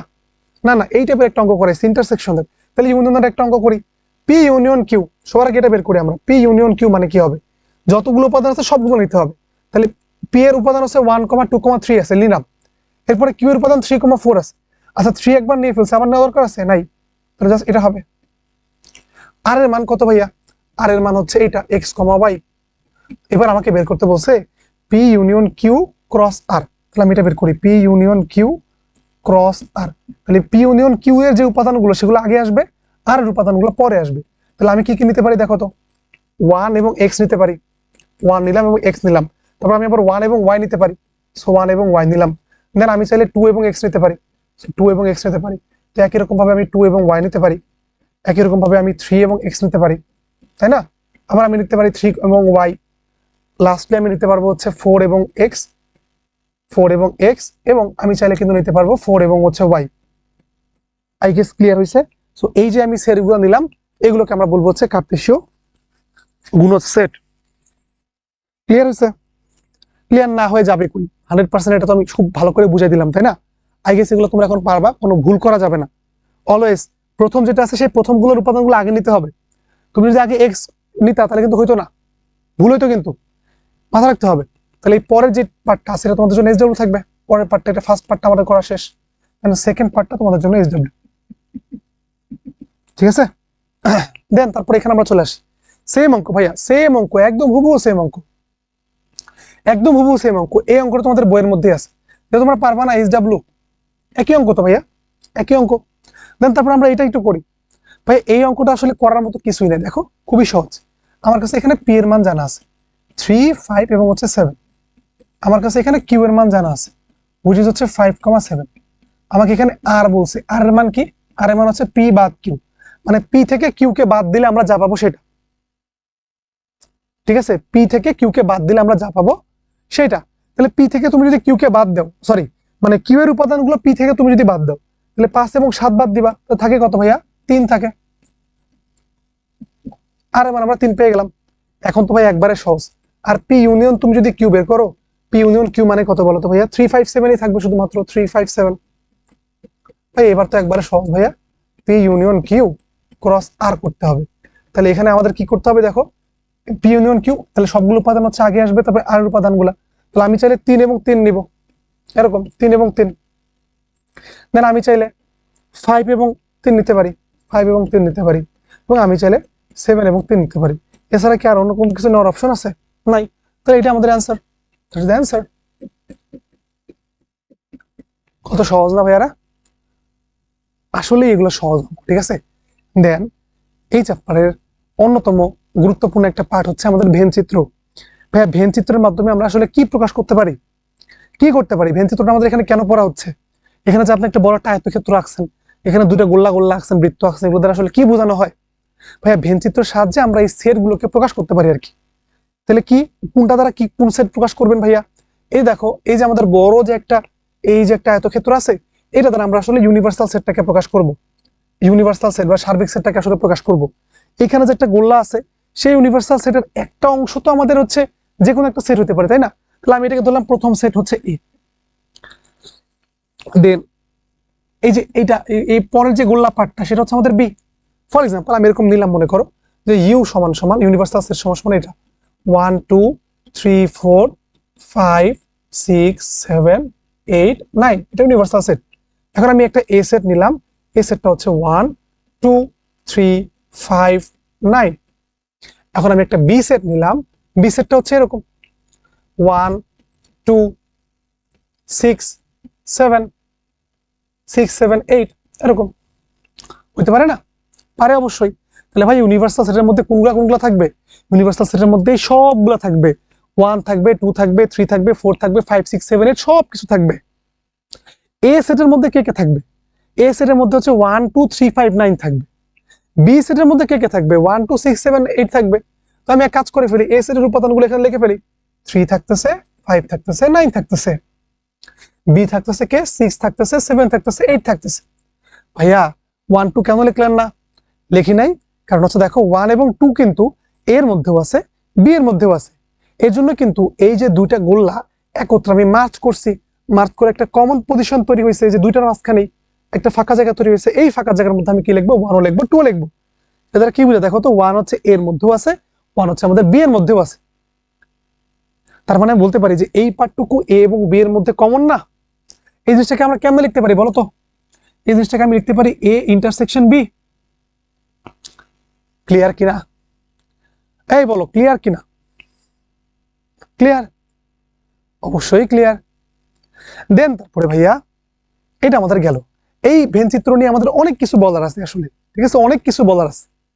দেখো আমি ভেন চিত্র একটা একটু করে আঁকবো, একটা একটু করে আঁকবো। এই ভেন চিত্রের বেসিকটা ক্লিয়ার হলে তুমি অঙ্কগুলো খুব ইজিলি করে ফেলতে পারবো, মানে এই রিলেটেড অঙ্কগুলো। দেখো আমি প্রথম কেসটাতে একটু দেখি, দুটো আমি এখানে সার্কেল ড্র করবো আর কি। এটা একটা, দেন আমাদের এটা মনে করো আর একটা সার্কেল, ঠিক আছে। তো আমি এটাকে নাম দিলাম হচ্ছে এ, এটাকে নাম দিলাম বি। আমরা একটু আগে দেখলাম যে আমাদের এই যে কমন পার্টটুকু, এটাকে আমরা বলতেছি হচ্ছে এ ইন্টারসেকশন বি। এখন ভাই আমি যদি তোমাদেরকে বের করতে বলি যে ভাইয়া তোমরা আসলে বের করে দেখাও তো এই ভেন চিত্রের মধ্যে এ ইউনিয়ন বি মানে কি হবে, এ ইউনিয়ন বি মানে কি, এর পুরো পার্টটা নিতে হবে এবং বি এর পুরো পার্টটা নিতে হবে। তাহলে কোন রিজিয়নটা বোঝাচ্ছে এটাকে মার্ক করে দেখাইতে হবে, মার্ক করে একটু দেখাই দিই কোন রিজিয়নটা নিচ্ছে, এও নিতে হবে বিও নিতে হবে। তাহলে এ তো ভাইয়া এই গোল্লাটা, আর বি হচ্ছে এই গোল্লাটা, তাহলে এ ইউনিয়ন বি কোনটা হবে বলো? টোটাল একদম সাদা কালা যা আছে সবগুলো নিতে হবে। এই যে এটা হচ্ছে আমাদের এ ইউনিয়ন বি, এই রিজিয়ন। বুঝা গেল? সবুজ কালার যে পার্টটা, সবুজ কালার দিয়ে যেটা মার্ক করছি, সবুজ কালারের পার্টটা হচ্ছে আমাদের এ ইউনিয়ন বি। দেন আসো এর পরে মনে করো আমি এই যে একটা এখানে একটা বেঞ্চিত্র আঁকলাম, দেন এই যে একটা আর এই যে একটা। তো এইটা হচ্ছে আমাদের এ আর এটা হচ্ছে আমাদের বি। এখন তোমাদেরকে আমি বললাম যে ভাইয়া তোমরা এই জিনিসটা বের করো তো। কি বের করবা তোমরা? আসলে এ কমপ্লিমেন্টটা বের করো। এ কমপ্লিমেন্ট আসলে কত হবে এটা বের করো। আচ্ছা ভাই এ কমপ্লিমেন্ট মানে কি? এ কমপ্লিমেন্ট মানে হচ্ছে ইউনিভার্সাল সেট থেকে এ সেটটাকে বাদ দিলে যা পাওয়া যায় তাই। তাহলে এ কমপ্লিমেন্ট মানে হচ্ছে ইউনিভার্সাল সেট বাদ হচ্ছে এ, তাই না? ইউনিভার্সাল সেট কোনটা? এই যে ভাইয়া বড় এরকম বাংলাদেশের সরি আয়তক্ষেত্র যেটা আছে সেটা হচ্ছে আমাদের ইউনিভার্সাল সেট। তাহলে ওইখান থেকে তুমি এ কে বাদ দিবা, একে বাদ দিলে কোন অংশটুকু পাওয়া যায় বলো তো? দেখো তো আমি এ পার্টটুকু খেলে বাদ দিব, বাকি সব কিছুকে কেটে দেবো, বাকি সব কিছুকে কেটে দেবো। কেটে দিলে মানে এ পার্টটুকুকে রেখে বাকি সবকিছুকে কেটে দিলে তুমি যে রিজিয়নটা পাচ্ছ, এই যে যেগুলোকে মার্ক করতেছি আমি এ কে বাদ রেখে বাকি সবকিছুকে, এর পার্টটুকুকে বাদ রেখে বাকি সবকিছুকে, দেখো ওই যে গোল্লা বরাবর এই পার্টটুকুকে বাদ দিচ্ছি, বাদ দিয়ে বাকি পুরো যে এরিয়াটা পাবো আমরা সবুজ কালার মার্ক করা, ওইটা হচ্ছে আমাদের এইটা এই রিজিয়নটা পাবো। ক্লিয়ার? অবশ্যই। দেন তারপরে আমি যদি চাই ভেন চিত্রের মধ্যে এমন করব, দেখো এই যে এই একটা নিলাম, এই একটা নিলাম। তো সিমিলারলি তোমরা আসলে আশা করি বুঝতে পারতেছো, এটা যদি আমাদের এ হয়, এটা যদি আমাদের বি হয়, আমি যদি চাই যে বি কমপ্লিমেন্ট কোনটা সেটা বের করে দেখাইতে, তাহলে বি কমপ্লিমেন্ট মানে কি? সার্বিক সেট থেকে আমি বিটাকে বাদ দিয়ে দিব। সার্বিক সেট তো পুরোটা, পুরোটা থেকে শুধুমাত্র বিটাকে বাদ দিয়ে দাও, বাদ দিয়ে দিলে বাকি কি পড়ে থাকে? এই যে এগুলা আমি যেগুলো মার্ক করতেছি যে এরিয়াটা, সেই এরিয়াটা খালি বাকি থাকবে, ঠিক আছে? এই পুরো এরিয়াটা বাকি থাকবে, মানে যেটাকে তুমি বাদ দিয়ে দিবে সেটাকে তুমি চিন্তা করতে পারো যে কেটে ফেলো। এই পতাকা থেকে তুমি এই যে ভিতরের এই পার্টটুকু খালি, এই যে ভিতরের যে এই বি এর পার্টটুকু আছে গোল্লাটা, এই গোল্লাটুকু খালি রাখ, মানে বাদ দিয়ে দিবা। বাদ দিয়ে দিলে বাকি যা পড়ে থাকবে সেটা তো আমাদের বি কমপ্লিমেন্ট, তাই না? উত্তর হচ্ছে হ্যাঁ ভাইয়া, এটা তো আমাদের বি কমপ্লিমেন্ট। দেন তারপর এখানে চলে আসো তো, ধরো এটা তোমাকে বললো এটা একটা, এটা একটা আর এটা একটা। এখন তোমাকে বললো ভাইয়া আপনি আমাকে এমন একটা অংশ মার্ক করে দেখান যেটা আসলে A intersection B prime, A intersection B prime. তার মানে এ এবং হচ্ছে বি প্রাইমের মধ্যবর্তী কমন অংশ কতটুকু সেটা আপনি বের করে দেখান। ভাইয়া এ মানে কতটুকু, আমি ধরলাম এটা এ। ভাইয়া বি মানে কতটুকু, বি মানে হচ্ছে এটা। তাহলে বি প্রাইম মানে কতটুকু বলো বলো বলো? বি প্রাইম মানে কতটুকু? আমাকে বি প্রাইম লাগবে। তাহলে বি প্রাইম মানে হচ্ছে ভাইয়া বি বাদ দিয়ে বাকি যা পাবেন সেটা আমি একটু মার্ক করে দেখাই তো। এই যে এগুলো হচ্ছে আমাদের বি প্রাইম, এইগুলো হচ্ছে বি প্রাইম। মানে আমি কি বি কে বাদ দিব, বি কে বাদ দিলে আমি যা পাবো সেটা হচ্ছে আমাদের বি প্রাইম, সেটাই আমাদের বি প্রাইম, এগুলো সবগুলো হচ্ছে আমাদের বি প্রাইম, এই যেগুলো হচ্ছে বি প্রাইম, ঠিক আছে, B prime B prime B prime হয়ে গেল, বি প্রাইম মার্ক করা হয়ে গেছে আমাদের। আমাকে কি করতে হবে, এ ইন্টারসেকশন বি প্রাইম করতে হবে, তার মানে বি প্রাইম এবং এ এর মাঝখানে যে কমন পার্টটুকু আছে সেটাকে আমাকে বের করতে হবে। সো বি প্রাইম এবং এর মাঝখানে কমন পার্টটুকু কতটুকু, এ কে এবার আপনি মার্ক করা শুরু করে দেন, এ কে আপনি মার্ক করা শুরু করে দেন। আমি এ কে মার্ক করলাম, অন্য একটা কালার দিয়ে, সাদা কালার দিয়ে মার্ক করি এ কে। এ হচ্ছে আমাদের এই পার্টটা, এইটা হচ্ছে আমাদের এ, এইটা হচ্ছে আমাদের এ, এইটা হচ্ছে আমাদের এ, এই যে আমাদের এ। এখন ভাইয়া আপনাকে যখন বলা হয়েছে যে এ ইন্টারসেকশন বি প্রাইম করতে, তার মানে কি এ এবং বি প্রাইমের মধ্যে কমন কোন পার্টটুকু আছে সেটা বের করতে। তাহলে কমন পার্টটুকু তুমি একটু মার্ক করে দেখো তো কোথায় আছে, যে কোন জায়গায় হচ্ছে তোমার সবুজ কালার এবং সাদা কালারটা একসাথে ম্যাচ হয়েছে, কোন জায়গাটাতে, কোন এরিয়াটাতে। অবশ্যই ভাইয়া বুঝতেই পারতেছো যে আমাদের এই যে এই এরিয়াটার মধ্যে হচ্ছে সবুজ কালার এবং সাদা কালারটা হচ্ছে মার্চ হয়েছে।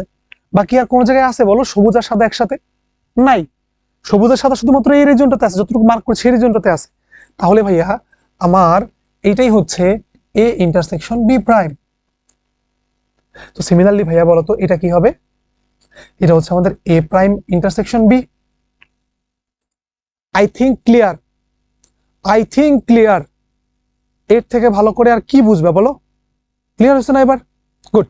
এবার আসো আমরা আরো কিছু ভেনচিত্র নেই, দুইটা করে অনেকগুলো শিখছি, এবার তিনটা করে নেব, ঠিক আছে? আমরা এবার তিনটা করে নেব। মনে করো যে একটা নিলাম, দেন এই যে একটা, দেন এই যে একটা। এই দেখো, এটা আমাদের এ, এটা আমাদের বি এবং এটা হচ্ছে আমাদের সি, পুরোটা আমাদের সার্বিক সেট। তাহলে ভাইয়া বলো তো, আমি যদি এবার তোমাকে বলি যে ভাইয়া তুমি আমাকে এটা আইডেন্টিফাই করে দেখাও তো এটা কোথায় আছে, A union B union C, এর মানে কি তোমাকে এ নিতে হবে, বি নিতে হবে এবং সি নিতে হবে, সবগুলো পার্ট নিতে হবে একসাথে। সেটা কোন রিজিয়ন হবে, সেটা হচ্ছে এই সবগুলো রিজিয়ন, এই যে এ বি সি, এই সবগুলো হচ্ছে আমাদের, এই পার্টটাই হচ্ছে আমাদের A union B union C. এবার সেম জিনিসটা যদি আমি এরকম করে দেখাই, মনে করো তোমাকে এরকম করলাম, এই যে একটা কি বলা হয় ভেনচিত্র, এই পার্টটা, ওকে, এই যে তিনটা পার্ট আমরা নিলাম, এটা হচ্ছে আমাদের এ, এটা আমাদের বি, এটা আমাদের সি। তোমাকে বললাম ভাইয়া তুমি এবার এইটা আইডেন্টিফাই করে দেখাও তো A intersection B intersection C কোনটা, কোন রিজিয়নটা, যেখানে আমাদের তিনটাই কমন পার্ট আছে। তাহলে তুমি এরকম করে দেখবা যে ভাইয়া আমি সবার আগে এ কে মার্ক করি, এইটা হচ্ছে আমাদের এ এর মার্ক করা অংশ, এই যে এর মার্ক করা অংশ হয়ে গেল। তারপরে ভাইয়া আমি এখন বিটাকে মার্ক করে ফেলি, এই যে আমাদের বিটাকে মার্ক করে ফেললাম, মার্ক করে ফেললাম। দেন ভাইয়া এবার আমি সিটাকে মার্ক করে ফেলি, এই যে এটা হচ্ছে আমাদের সিটাকে মার্ক করে ফেললাম, সিটাকে মার্ক করে ফেললাম। তাহলে এখন আমাকে বলো তো ভাইয়া কোন রিজিয়নটার মধ্যে তুমি তিনটা কালারই দেখতে পারতেছো, কোন রিজিয়নটার মধ্যে তুমি তিনটা কালারই দেখতে পারতেছো বলো তো, সাদা, সবুজ এবং পিঙ্ক কালার, কোনটার মধ্যে দেখতে পারতেছো ভাইয়া? আমি না এই ছোট্ট পিচ্ছি এই জায়গাটার মধ্যে তিনটা কালার দেখতে পারতেছি। তাহলে হ্যাঁ ভাইয়া এইটাই হচ্ছে আমাদের এই রিজিয়নটা, A intersection B intersection C. Otherwise অন্য কোন জায়গায় কি তুমি তিনটা কালার একসাথে দেখতে পারতেছো? না, অন্য কোনো জায়গায় দেখা যাচ্ছে না। তুমি দেখো এই পার্টটাতে, এই পার্টটাতে দুটা কালার দেখা যাচ্ছে, এই যে এই পার্টটাতে, এই যে এই ছোট এই পার্টটাতে, এখানে আমি শুধুমাত্র সাদা কালার আর হচ্ছে পিঙ্ক কালার দেখতে পারতেছি। তাহলে এই রিজনটাকে আমরা কি বলতে পারি, এই রিজন হচ্ছে আমাদের সাদা কালার আর হচ্ছে পিঙ্ক কালার হচ্ছে মধ্যবর্তী কমন পার্ট। তাহলে এটাকে আমি বলতে পারি হচ্ছে A intersection C, A intersection C. ভাইয়া আমি এই পার্টটার মধ্যে, এই যে শুধুমাত্র এই পার্টটার মধ্যে, এই পার্টটার মধ্যে আমি সবুজ এবং হচ্ছে সাদার ইন্টারসেকশন দেখতে পারতেছি। তার মানে এ এবং এ, দেখো এটাকে আমি সাদা কালার দিয়ে মার্ক করছি, বিটাকে হচ্ছে সবুজ কালার দিয়ে মার্ক করছি। তাহলে এটা কি আসলে এ ইন্টারসেকশন বি পার্ট, বুঝা গেল?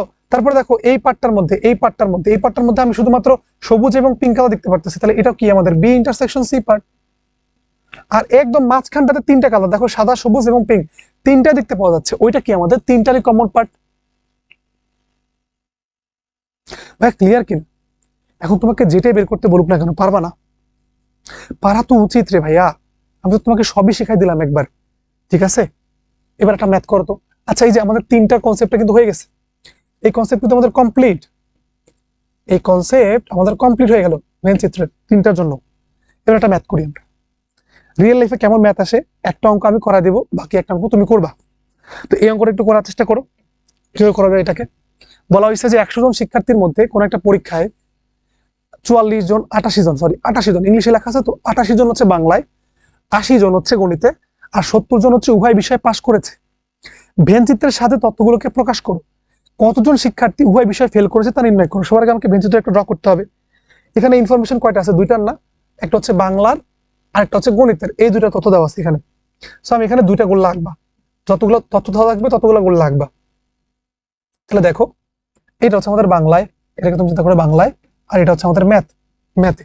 তাহলে দেখো তো, বাংলায় কয়জন? 88 জন। বাংলায় হচ্ছে 88 জন আছে। গণিতে কয়জন পাশ করছে? গণিতে পাশ করছে 80 জন। আর উভয়টাতে মানে কি কমন পার্ট, গণিত এবং বাংলা দুটাতে পাশ করছে কতজন? 77 জন। বেঞ্চিত্রের মাধ্যমে তথ্যগুলোকে প্রকাশ করা হয়ে গেল। কতজন শিক্ষার্থী উভয় বিষয়ে আসলে ফেল করছে? উভয় বিষয়ে ফেল করছে কতজন শিক্ষার্থী, সেটা আমাকে বের করা লাগবে। তাহলে ভাইয়া একটা আমাকে বলো তো, এই বাংলায়, শুধুমাত্র বাংলায় পাশ করছে কয়জন? শুধুমাত্র বাংলায় পাশ করছে, শুধুমাত্র বাংলায়। দেখো একটা কথা কিন্তু গুরুত্বপূর্ণ, এই যে আমাদের এখানে যে প্রথম বৃত্তটা আছে, এই বৃত্তটার মধ্যে কিন্তু 88 জন তো বাংলায় পাশ করছেই, আবার এখানে আবার ওখানে কিন্তু একটা ওভারল্যাপিং আছে, 77 জন কিন্তু আবার দুটোতেই পাশ করছে। যদি আমি বলতাম যে শুধুমাত্র বাংলায় কতজন পাশ করছে, সেটা কেমন বের করতাম? শুধুমাত্র বাংলায়, তাহলে আমি এরকম করতাম যে ভাইয়া, এই বাংলা পাঠটুকুর মধ্যে না আমাদের উভয়টাতে পাশ করছে এমন লোকও আছে, তাহলে সেই উভয়টাতে পাশ করা লোকটাকে যদি আমি বাদ দিয়ে দিই, তাহলে আমরা শুধু বাংলায় কতজন পাশ করছে সেটা বের করে ফেলতে পারবো। বুঝতে পারলাম? বুঝতে পারলাম কিনা? তারপরে আমি যদি বলি যে ভাইয়া, ম্যাথে ম্যাথে হচ্ছে যে শুধু ম্যাথে পাশ করছে কয়জন, তাহলে ভাই উভয়টাতে পাশ করছে 70 জন, তো টোটাল পাশ করছে হচ্ছে 70-80 জন। আমি কি করব, ম্যাথে কয়জন পাশ করছে সেটা বের করে ফেলতে পারবো 80 থেকে 77 কে বাদ দিয়ে, শুধু ম্যাথে। ওকে, তাহলে এখন আমাকে একটা কথা বলো তো ভাইয়া, এই রিজিয়নটার, এই যে এই পুরো রিজিয়নটার মধ্যে, এই পুরো রিজিয়নটার মধ্যে আসলে সবাই কোনো না কোনো একটা সাবজেক্টে পাশ করছে। এই রিজিয়নটার বাইরের যে রিজিয়নটা আমি পাবো, এই রিজিয়নটার বাইরের যে রিজিয়নটা আমি পাবো, এই রিজিয়নে আসলে আমাদের কেউই পাশ করেনি। বুঝতে পারছি? 100 জন শিক্ষার্থীর এই রিজিয়নটার মধ্যে আসলে কেউই আসলে পাশ করে নাই। বুঝা গেল? তাহলে আমি সবার আগে এটা বের করি আর কি। সবার আগে আমরা বের করব যে শুধুমাত্র বাংলায় পাশ করছে কতটুকু, শুধুমাত্র বাংলায়, মানে আমি এই এতটুকু বের করার চেষ্টা করব আর কি, শুধুমাত্র বাংলায়। আমি যদি বের করার চেষ্টা করি, আমি লিখবো এরকম করে, শুধুমাত্র বাংলায়, শুধুমাত্র বাংলায়, শুধুমাত্র শুধুমাত্র বাংলায়, বাংলায় পাশ করছে কয়জন? 88 জন। আর দুইটাতেই পাশ করছে হচ্ছে 77 জন। তাহলে শুধু বাংলায় পাশ করছে হচ্ছে 88 থেকে 77 বাদ দাও। এই যে শুধু বাংলায় মানে হচ্ছে এতটুকু পার্ট, এতটুকু পার্ট। আর এখানে গেলে তো আমাদের উভয়টাতে পাশ করছে, সেটাকে আমাকে বাদ দিতে হবে। 88 থেকে তুমি যদি 77 কে বাদ দাও, তাহলে কত পাওয়া যায়? 11 পাওয়া যাবে না? 11, ক্যালকুলেটর তো আই থিঙ্ক 11 পাওয়া যাবে। 11 আমরা পাইলাম। এখন আমি যদি বলি শুধুমাত্র গণিতে কয়জন পাশ করছে, শুধুমাত্র গণিতে কয়জন পাশ করছে? 80 থেকে 77 কে বাদ দিবা।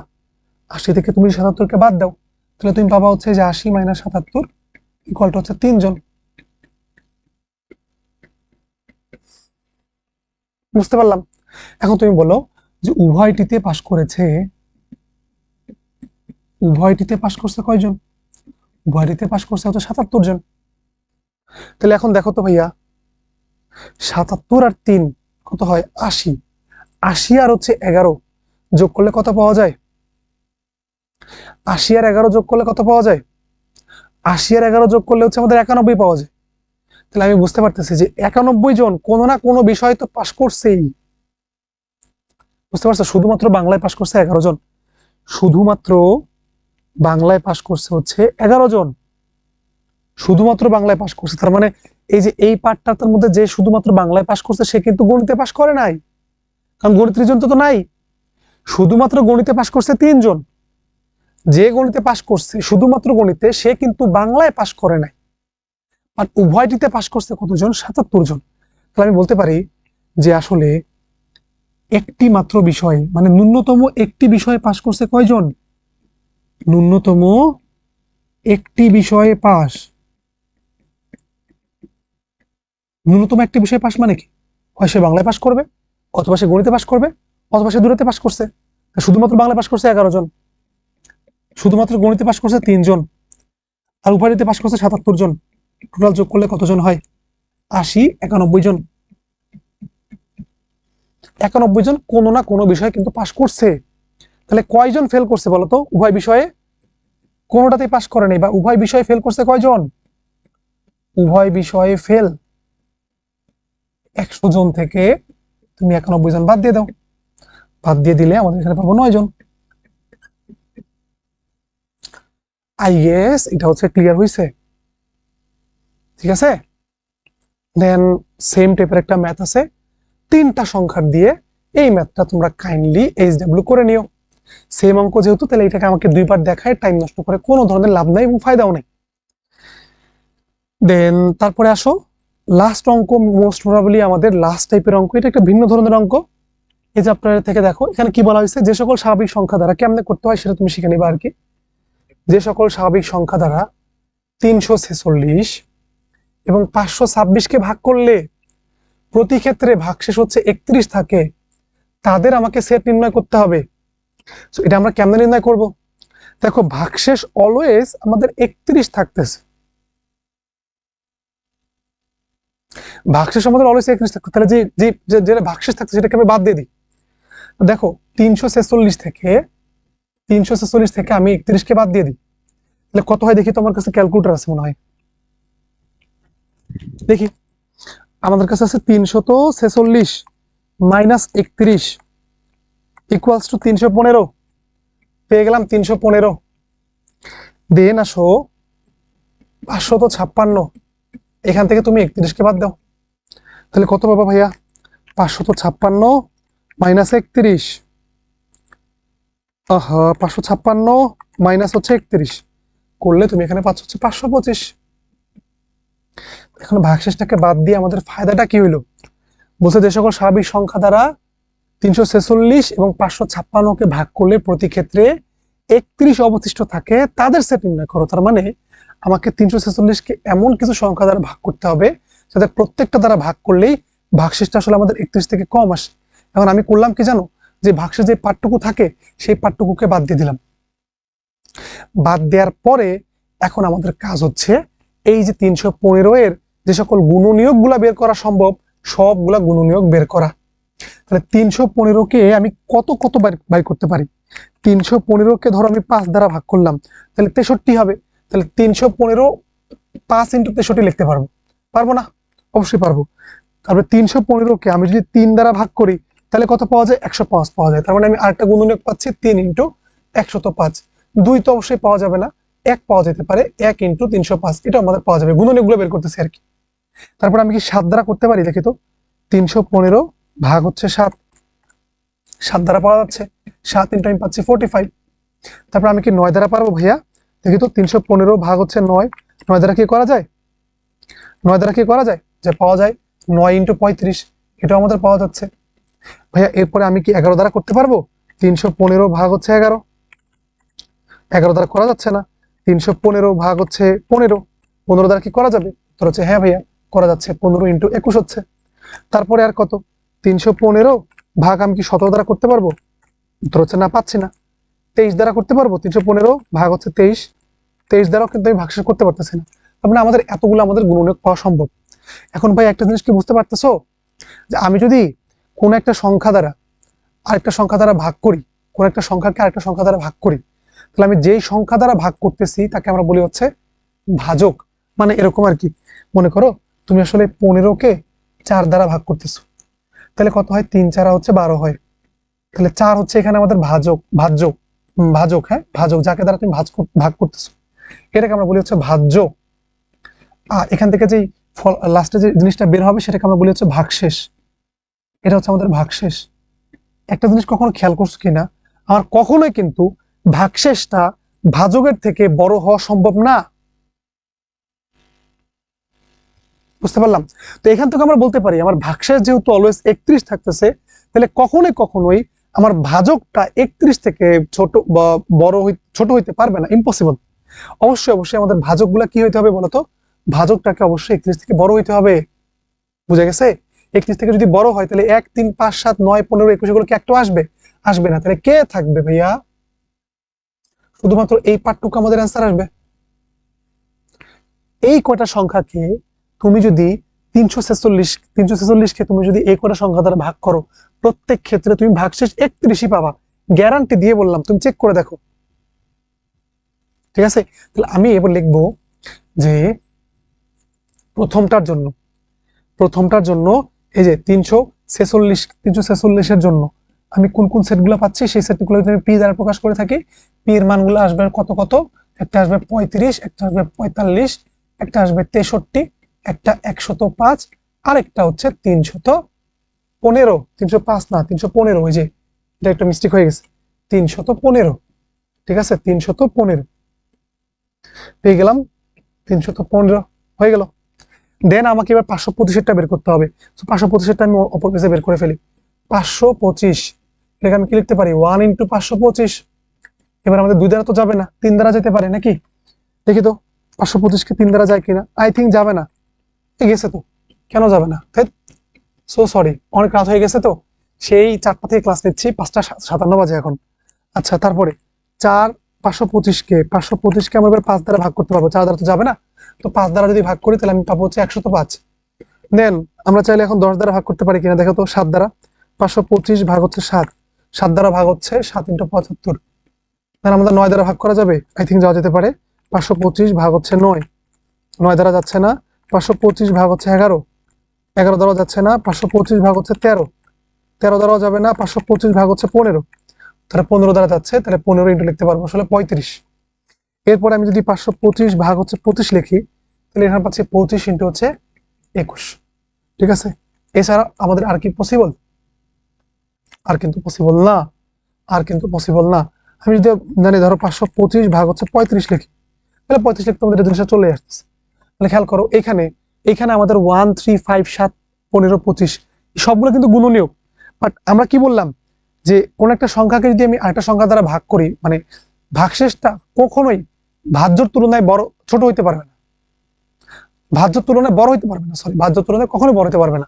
তার মানে আমি 1, 3, 5, 7 এগুলো সবগুলো তো আমাদের ভাজ্য। তাহলে এই ভাজ্যগুলা ভাগশেষ তো আমাদের 31 আসছে, তার তুলনায় ছোট না, তো এগুলো কি নেওয়া যাবে? নেওয়া যাবে না। তাহলে কোনটা নিতে হবে? নিতে হবে এগুলো না, এই পার্টটা। তাহলে আমি এবার লিখতে পারি আমাদের এই যে 525-এর জন্য আমাদের কোন সেটগুলো আসছে বলো, কোন সেটগুলো আসছে? আসছে হচ্ছে 35, 75, 105, 175, 525। তাহলে 35, 75, তারপরে কত, 35, 75, 105, 175, 105, 175 আর হচ্ছে 525, এই পার্টগুলো আসছে। এখন দেখো কোশ্চেনের মধ্যে কি বলছে, যে সকল স্বাভাবিক সংখ্যা দ্বারা 346 এবং কথাটা কিন্তু গুরুত্বপূর্ণ, এবং মানে কি ইন্টারসেকশন, ইউনিয়ন মানে অথবা, এবং মানে কি ইন্টারসেকশন। তাহলে তাদের মধ্যে কমন পার্ট কোনটুকু আছে সেটা আমাকে আসলে বের করতে বলছে। তাহলে আমি যদি চাই কমন পার্টটুকু বের করব, তাহলে পি ইন্টারসেকশন কিউ, এটার কমন পার্ট কোনগুলো আছে দেখো তো। 35 আছে, অবশ্যই 35 আছে, এটা আমাদের কমন পার্ট, এটাকে আমাকে নিতে হবে। 75 কি আছে? 75 কিন্তু নাই। 105 আছে আমাদের কমন পার্ট, তাহলে 105টাকে আমাকে নিতে হবে। তাহলে একটা হচ্ছে 35 নিতে পারবো, আর একটা হচ্ছে আমাদের 105 নিতে পারবো। এই দুইটা ছাড়া অন্য কিছু কোনো নেওয়া যাবে? যাবে না। তাহলে আমাদের এই 35 এবং 105 দ্বারা এই দুটো সংখ্যাকে ভাগ করলে প্রতি ক্ষেত্রে আসলে ভাগশেষটা কত থাকে বলো? ভাগশেষটা হচ্ছে আমাদের 31 অবশিষ্ট থাকে। সো এটা হচ্ছে আমাদের অ্যান্সার। আই গেস এই অঙ্কটা আমাদের ক্লিয়ার হয়ে গেল। দেন তারপরে আমাদের লাস্ট একটা অঙ্ক আছে, এই অঙ্কটা তোমরা একটু ট্রাই করবা বাসায়, সেম টাইপের অঙ্ক, এটা আমাদের SW থাকবে। এন্ড আই থিঙ্ক আমাদের আজকের জন্য ক্লাসটা শেষ। That's all for today. ছোটখাটো ভুলভ্রান্তি হইতে পারে, যেহেতু আমাদের অনেক রাত্রেবেলা ক্লাস নিচ্ছি, সেই 4টা থেকে ক্লাস শুরু করছি, 6টা বেজে গেছে, অলমোস্ট 2 ঘন্টা দাঁড়া ক্লাস নিচ্ছি একা রুমের মধ্যে, মাথা ঘুরে যাচ্ছে, কণ্ঠের অবস্থা খুবই বাজে। যদি কোনো ভুল ত্রুটি হয়ে থাকে সেগুলোকে তোমরা মাফ করে দিও। আজকের মতো এখানেই। আসসালামু আলাইকুম ওয়া রাহমাতুল্লাহি ওয়া বারাকাতুহু।